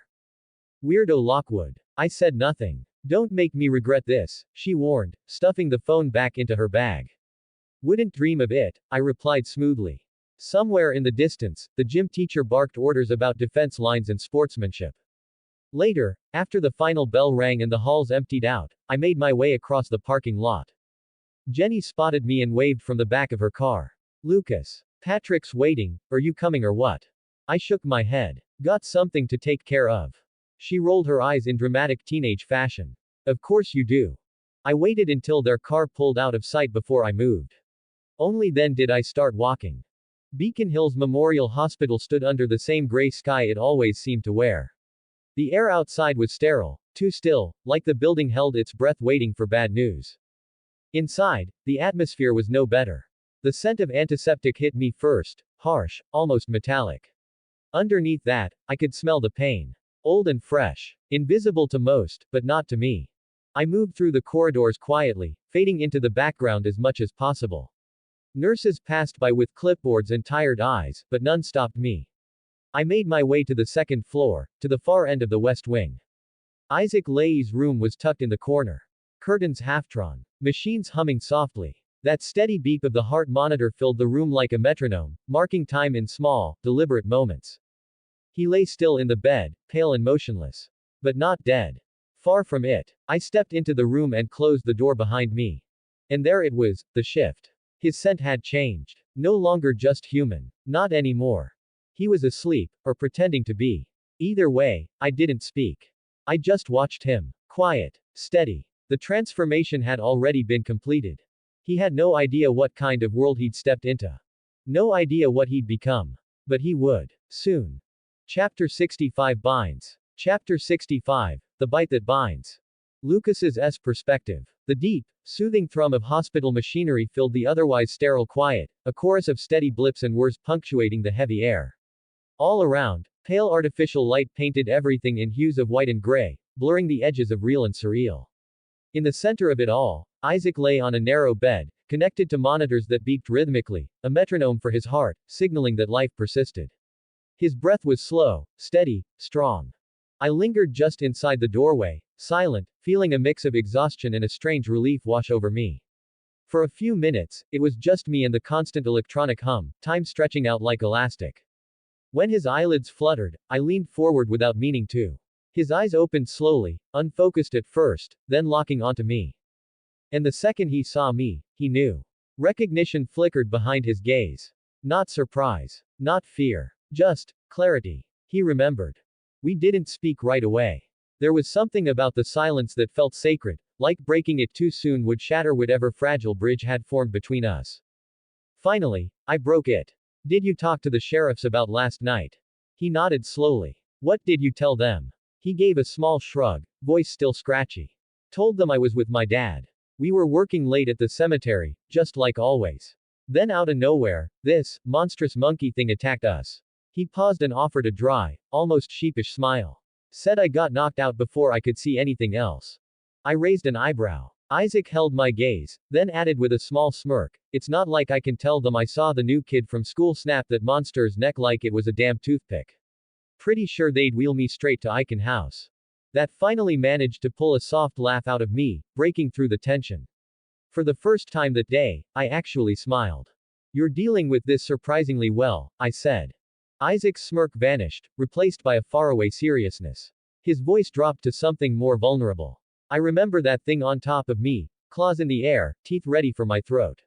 I remember thinking, this is it. And then you came out of nowhere. Kicked it off like it weighed nothing. He paused. You saved my life, Lucas. I didn't say anything. He stared down at his right hand, slowly flexing his fingers, then looked back at me. But, I also remember how bad it was.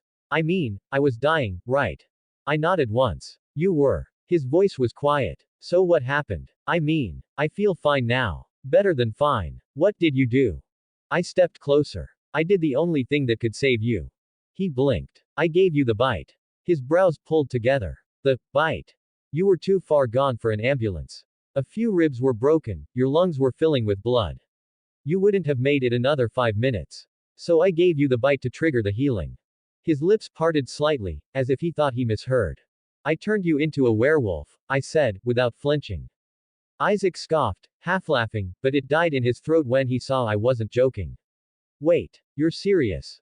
I nodded. He stared at me. So, what? I'm a werewolf now. I'm gonna grow fangs and claws and howl at the moon. You'll grow fangs, yes. Claws too, I said evenly. But there's more to it than that. He leaned back into the bed, eyes scanning the ceiling like he hoped it might give him answers. I gave him space, let him breathe. Then he looked at me again. So, what does this mean? What happens now? I met his gaze. It means your life just got a lot more complicated. You're part of a world with monsters, hunters, ancient codes, and traditions. And you're not human anymore. He swallowed hard, trying to process. But it also means you're not alone, I added. You're part of my pack now, Isaac. His eyes widened just slightly. It was a lot to take in. I could feel the questions lining up in his head, but he didn't ask them yet. Instead, he just looked at me, like really looked at me, for the first time since waking up. There's a lot to explain. I told him. It won't be easy. But I'll be with you every step of the way. There was silence again, but this time it wasn't heavy. Isaac stared at the ceiling, then back at me. Okay, he said quietly. Okay. I repeated. He smirked again. Yeah, okay. I mean, you did save my life, so I guess I owe you one. You owe me nothing, I said. His smile faded into something more serious, something that understood the weight of the moment. Thanks, he said softly. I gave a slight nod. Then I turned toward the door, pausing as I reached for the handle. Get some rest. As I stepped out of the room, I heard Isaac's voice behind me, calm, steady, laced with curiosity and a little fear. Hey, Lucas. Yeah, what was that thing? I looked back at him. Something corrupted. Something wrong. But not the last one. Then I shut the door. Chapter 66 Wait. Chapter 66 The Weight of a Choice. Lucas's perspective. The sky stretched endlessly above Beacon Hills, shrouded in a dense, unbroken blanket of gray clouds. That kind of sky had a way of muting the world, muffling the sharper edges of sound and motion, making everything seem softer, or perhaps more distant. It was as if the entire town had taken a breath and was holding it, waiting for something that might never come. I felt strangely grateful for the overcast gloom. The weather matched the complicated, unsettled mess of my thoughts far better than sunshine ever could. I left the hospital and walked aimlessly for a few blocks.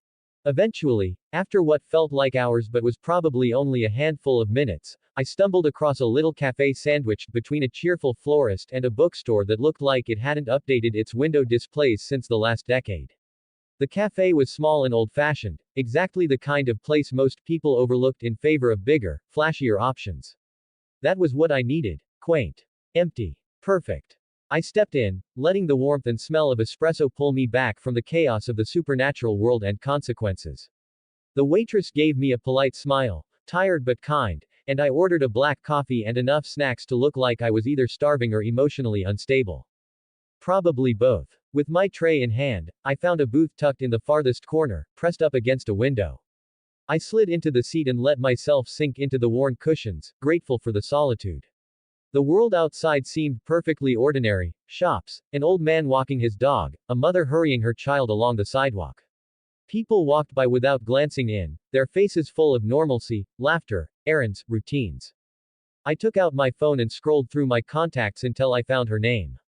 Emily. She picked up before the first ring finished. Lucas, she said, voice warm and familiar, like a blanket you forgot you missed. How are you settling back into your cabin? I asked. She chuckled softly. The plants missed me. And I missed them in the garden. It was fun being out in the world for a while, but this is where I belong. I smiled. Emily, what you call a garden, normal people call a forest. She snorted. Jealousy doesn't suit you. That earned a chuckle from me, short but genuine. Then I stared down at my untouched coffee, and the weight I'd been ignoring finally spoke up inside my chest. I don't know what I'm doing here, Emily. There was a pause on her end. What happened? I stared out the window, watching a dog bark at a passing car. I turned someone. He is just a kid. He was dying, and I didn't think, I just acted. I told him he's part of my pack now, but I don't even know what that means. I've never had a pack. There was a pause. A long, thoughtful silence that stretched comfortably between us. The kind of silence that didn't need to be filled, because it meant she was listening. Really listening. You always had a pack, Lucas, she said gently. Me. Richard. We've always been your pack. I didn't respond. And I know you. If you thought that was the right thing to do, then I trust your judgment completely. I swallowed hard, the warmth in her words cutting deeper than anything cold ever could. You will do right by that kid, she continued. You already did. You saved his life. The rest you figure out like everyone else. One step at a time. I leaned back against the cushion, the tension in my shoulders easing just enough to notice how tight they'd been. I hope you're right, I muttered. I know I'm right, she said with that same old certainty that always felt like home. But promise me something. Name it. Take care of yourself, too. The world's not just your responsibility to carry. Okay. I let out a breath I hadn't realized I'd been holding. Okay. The call ended with a quiet click, and I stayed there, phone in hand, just staring at the screen. I finally set it down and reached for my coffee. It had cooled a little, but it was still good. Bitter. Grounding. I looked at the plate of snacks and, for the first time in what felt like hours, I picked one up and took a bite. The road ahead was tangled, uncertain, and full of choices I wasn't sure I'd be ready for. But for now, I was here. Breathing, eating, living. And sometimes, that had to be enough. Chapter 67 Tension. Chapter 67 Tension. Lucas's perspective. By the time I returned to the Lockwood estate, the last golden strands of daylight were slipping behind the trees, bleeding color into the sky like watercolors left out in the rain. Shadows stretched long across the gravel driveway, reaching toward the house as if the growing darkness were trying to claim it inch by inch. The mansion loomed in quiet silhouette, elegant, timeless, and a little eerie in the amber light of dusk. Inside, the atmosphere couldn't have been more different. The warmth hit me immediately, both in temperature and in energy. The distant sound of gunfire and explosions echoed through the hall, sharp and chaotic, an unmistakable sign that Jenny had taken over my room again. As I made my way upstairs, her voice reached me before I even touched the doorknob. She was shouting something triumphant, a battle cry carried with the force of someone fully immersed in digital warfare. When I opened the door, there she was, sprawled out on my oversized bean bag like she owned it, legs hanging off one side, controller gripped in both hands like a lifeline. Her eyes were laser-focused on the TV, where a fast-paced multiplayer match raged on. Bullets flew, characters ducked for cover, the screen alive with chaos. Without even glancing at me, she smirked. Took you long enough, she muttered, thumbs flying across the buttons. Her voice was light, but the smugness was unmistakable. I sighed, towing off my shoes and tossing my bag onto the floor. You're getting cocky, I said, grabbing the second controller. Might be time to remind you who the real champion is. Jenny snorted. Bring it on, nephew. She said it with exaggerated drama, tongue peeking out of the corner of her mouth as she landed a perfect sniper shot across a war-torn map. We played for hours, the kind of hours that pass without notice. Our rhythm kicked in fast, trash talk, sudden shouts of victory or defeat, the dull clack of buttons being mashed in desperation. We laughed. We argued over in-game rules. At some point, she tossed popcorn at me when I accused her of screen peeking. And slowly, without me even realizing it, the tension on my shoulders started to ease. For those few hours, I wasn't wrapped up in supernatural politics or secrets. I was just a guy, hanging out with his aunt, playing video games. But reality doesn't like to be ignored for long. My phone buzzed on the floor beside me. I reached for it instinctively, still half distracted by the game. The screen lit up with a new message. Malia. Beacon Hills Animal Clinic. 9 p.m. Come alone. I stared at it longer than necessary, just letting the words sink in. Jenny noticed. Of course she did. From the corner of her eye, she watched me for a beat. But she didn't press. She just gave me a quiet nod, the kind that said she understood something had changed, even if she didn't know what. She stretched and stood, yawning dramatically. Well, I should probably start my homework before it becomes tomorrow's problem. Don't stay up all night, Lucas. I smirked, grateful for her and the silence she offered. No promises. She walked out, leaving the room oddly still in her absence. The Beacon Hills Animal Clinic looked abandoned at this hour, windows black, the sign on the door unambiguous, closed. The building sat like a secret, half swallowed by the night, tucked between trees that whispered in the wind. I hesitated only a moment before walking up the front steps. Then I knocked, 3 sharp, deliberate raps. The door creaked open almost instantly, and there stood Alan Deaton. Calm, unreadable, and somehow already expecting me. You must be Lucas, he said, with the kind of quiet certainty that made it feel less like a question and more like a fact. I nodded and stepped inside. The clinic smelled like sterilized surfaces and something more ancient. Beneath the chemical tang of antiseptic was something earthier, herbs, maybe. Mountain ash. Layers of protection woven into the structure, subtle but unmistakable. Deaton moved ahead without another word, and I followed. He led me into the back, deeper into the clinic where the quiet grew heavier. The moment I stepped near the door to the next room, I felt it, the unmistakable pressure of supernatural presence.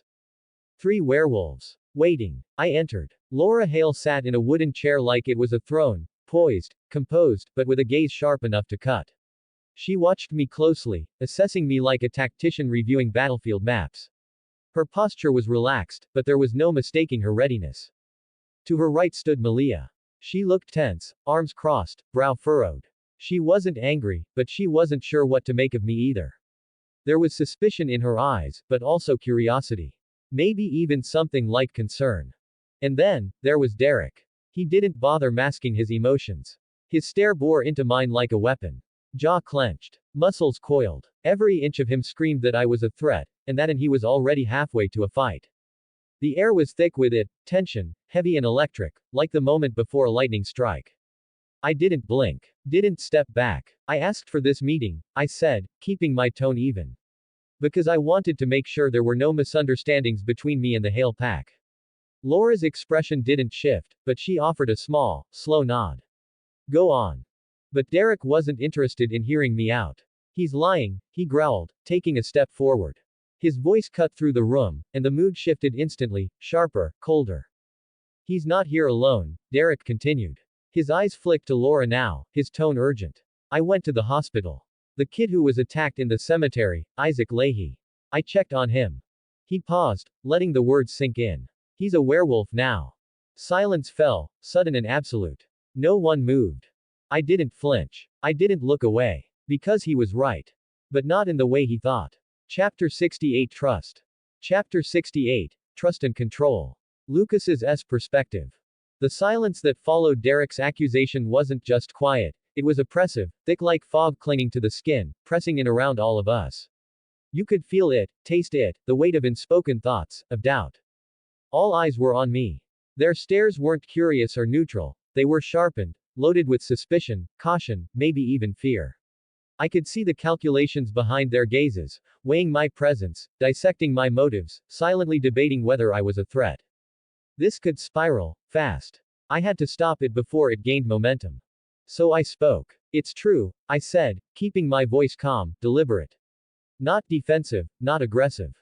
Just honest. But I didn't lie to you. I came here alone. I shifted my attention to Laura, met her gaze fully. She was the one I had to reach first, calm her, convince her. I was the one who gave Isaac the bite. The words landed hard. The air in the room changed instantly. It hit them like a thunderclap. Laura's mask cracked, but only slightly.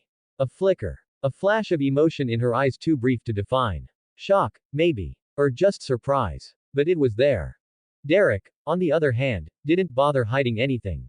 His reaction was immediate, physical. He stepped forward, jaw tight, fists clenched so tightly his knuckles went pale.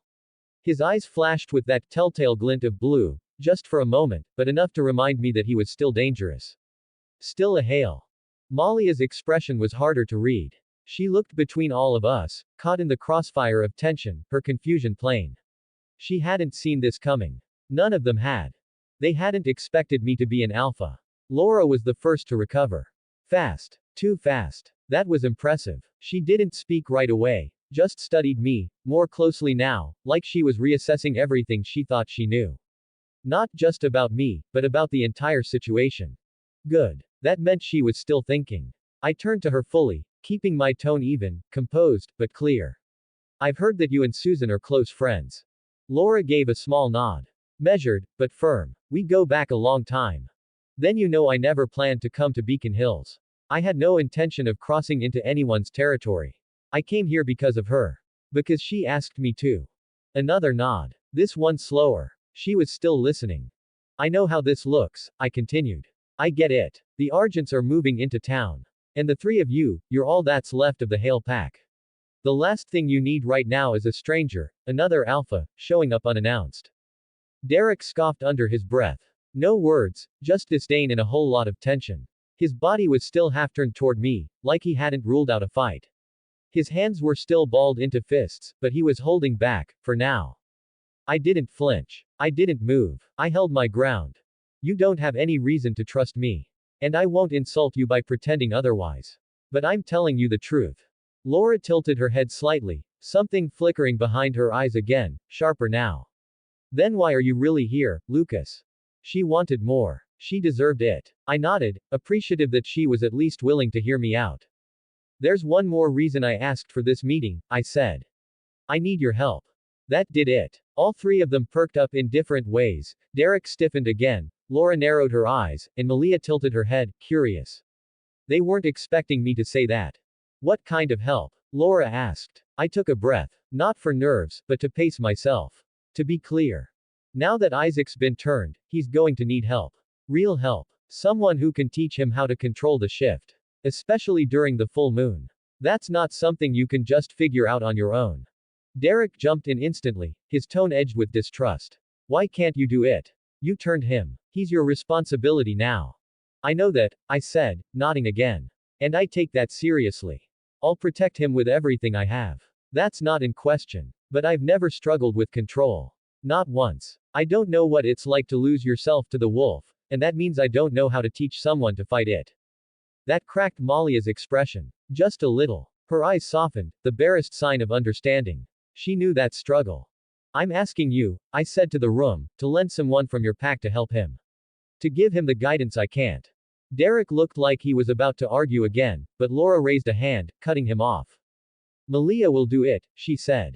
Everyone turned to her in unison. Malia blinked. Me. Laura's tone didn't waver. Calm, steady, certain. You've lived through it. You know what it feels like to lose control. And more importantly, you learned how to fight back. That makes you the best person for the job. Malia met my eyes. She didn't look thrilled about it. But she wasn't rejecting the idea outright either. After a moment's pause, she nodded. Fine. I'll help him. I offered a nod in return, sincere. Thank you. Laura stood slowly, her eyes locked on mine the entire time. When she spoke, her words were careful but clear. I still don't trust you, Lucas. Not yet. But you took a risk to save someone's life. That matters. We're not allies, but we're not enemies either. I can live with that, I replied. Chapter 69 Smoke. Chapter 69 Smoke. Malia's perspective. Lucas stepped out of the animal clinic, the door clicking shut behind him with a sound that felt far too loud in the sudden stillness. And then, silence. The kind that settles thick in your chest, almost like fog, clinging to the air long after the storm has passed. The kind that dares you to break it, but punishes you the moment you do. We remained frozen, all of us. Still. Watchful. Every heartbeat stretched long and slow. The only sign he'd even been there was his scent, lingering, faint but distinct. An alpha's scent should have felt overwhelming, like thunder rolling beneath the skin. But Lucas's it was, contained, measured, like someone who had learned too well how to keep his fire on a leash. That made me more uneasy than if he'd roared his dominance from the rooftops. Then Derek shattered the stillness like a rock through glass. I don't trust him. His voice was sharp, blunt, not meant to spark debate, just a simple declaration of fact. Laura didn't so much as blink. Her expression didn't shift, except for the faintest curve at the corner of her lips, a smile with no warmth behind it. You've made that very clear, she said calmly. Derek folded his arms across his chest, body tense, jaw set. Even if he is an alpha, he's alone. If it comes down to it, the three of us could take him. There was no bravado in his words, no boast. Just cold calculation. A predator weighing risk. Laura finally turned to face him fully. Her gaze, cool, unyielding, and edged like winter glass, met his. Are you forgetting who his mother is? That stopped me. My brows drew together. The name Susan Lockwood wasn't one tossed around lightly. She's the one who's helped us, Laura continued, voice calm but pointed. For the past 6 years. Back when we were just trying to survive. Still in school. Still grieving. Susan was the one who stepped up when no one else did.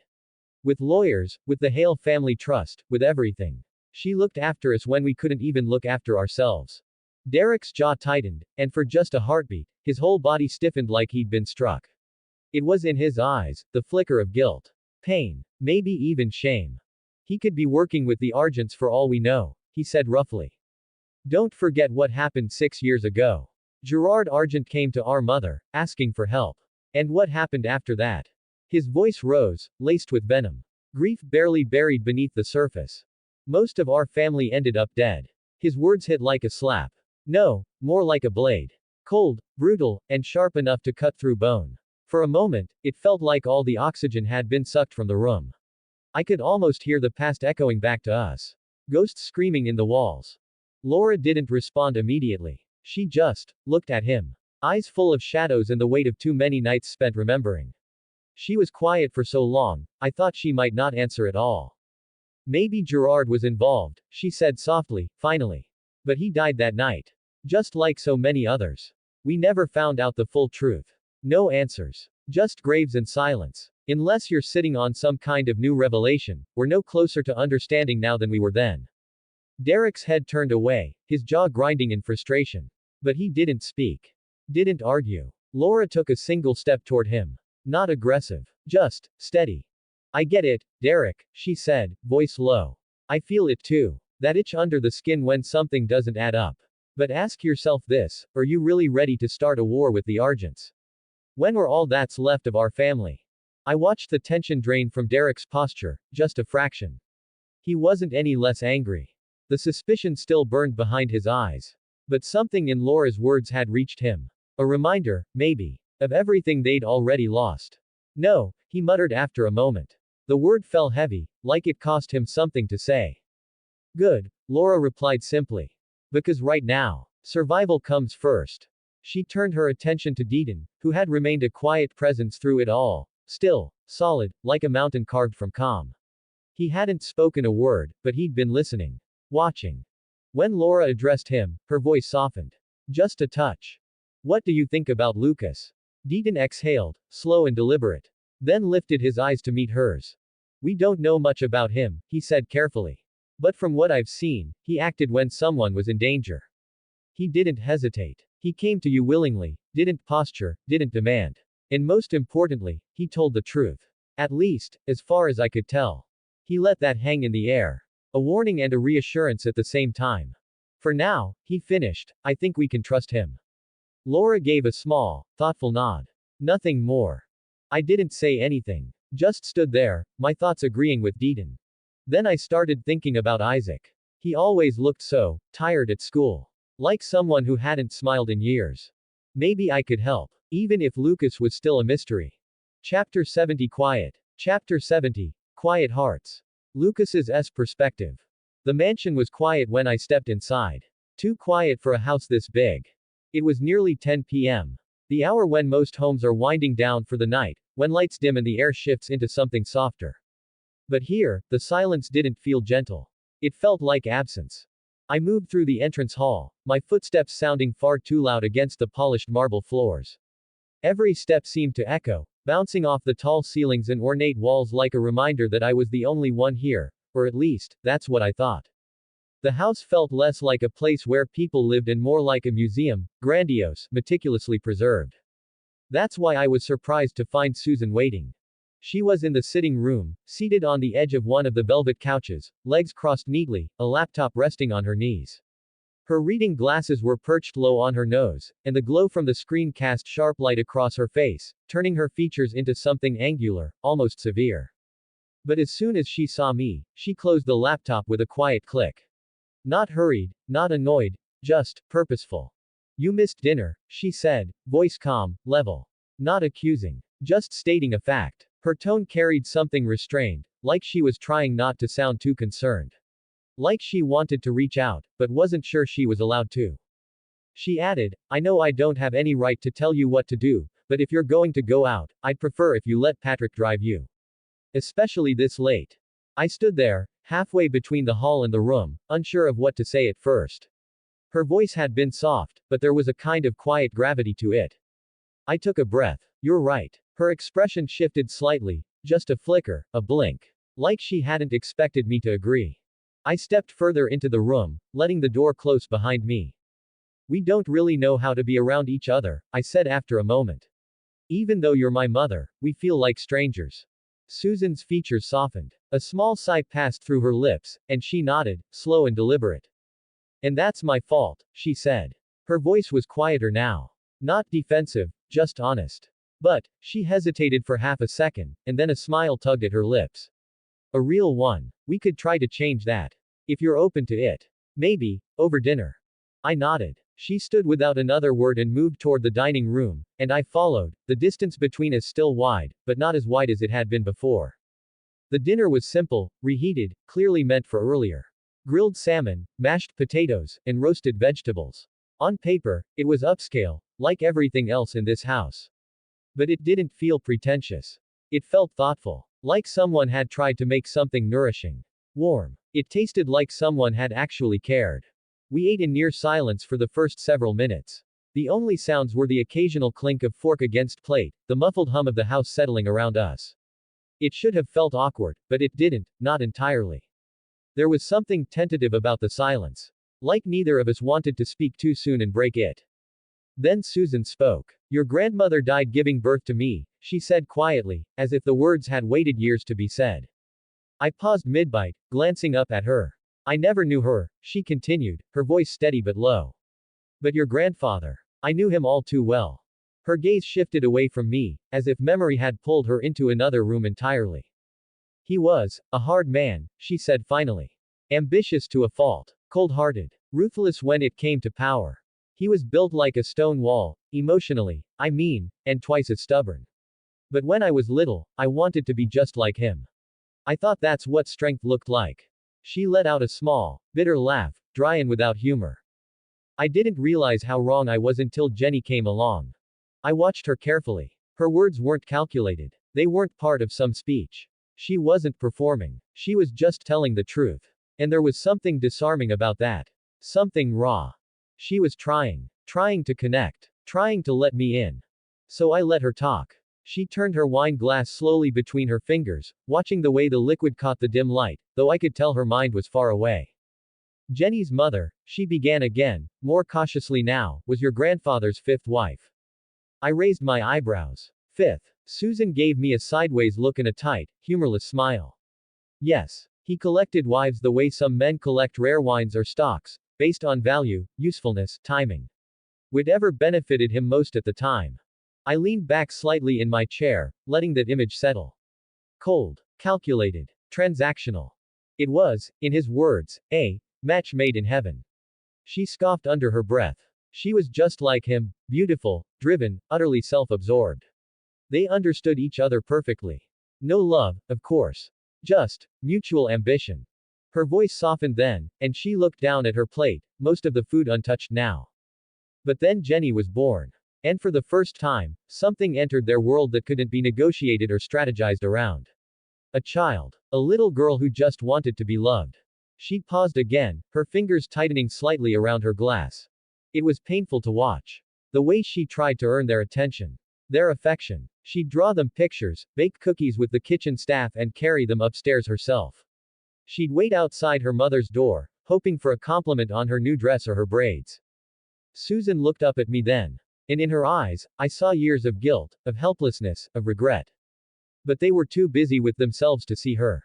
To really see her. A knot twisted in my chest. I thought of Jenny, the curious, bright, annoyingly persistent girl who'd made it her mission to bond with me. I'd thought it was just how she was. But now I saw it, maybe she wasn't just friendly. Maybe she was still trying to be seen. Susan set her glass down gently, her fingers now folded in her lap. That's when things began to shift for me, she said quietly. That's when the illusion started to crack. When I realized the man I'd spent my whole life admiring wasn't good. Wasn't kind. Wasn't someone to emulate. The silence that followed wasn't empty, it was full. Heavy with memory. With things unspoken and newly revealed. Two strangers sat at a table, still unsure of how to bridge the space between them. But for the first time, a mother and a son were beginning to try.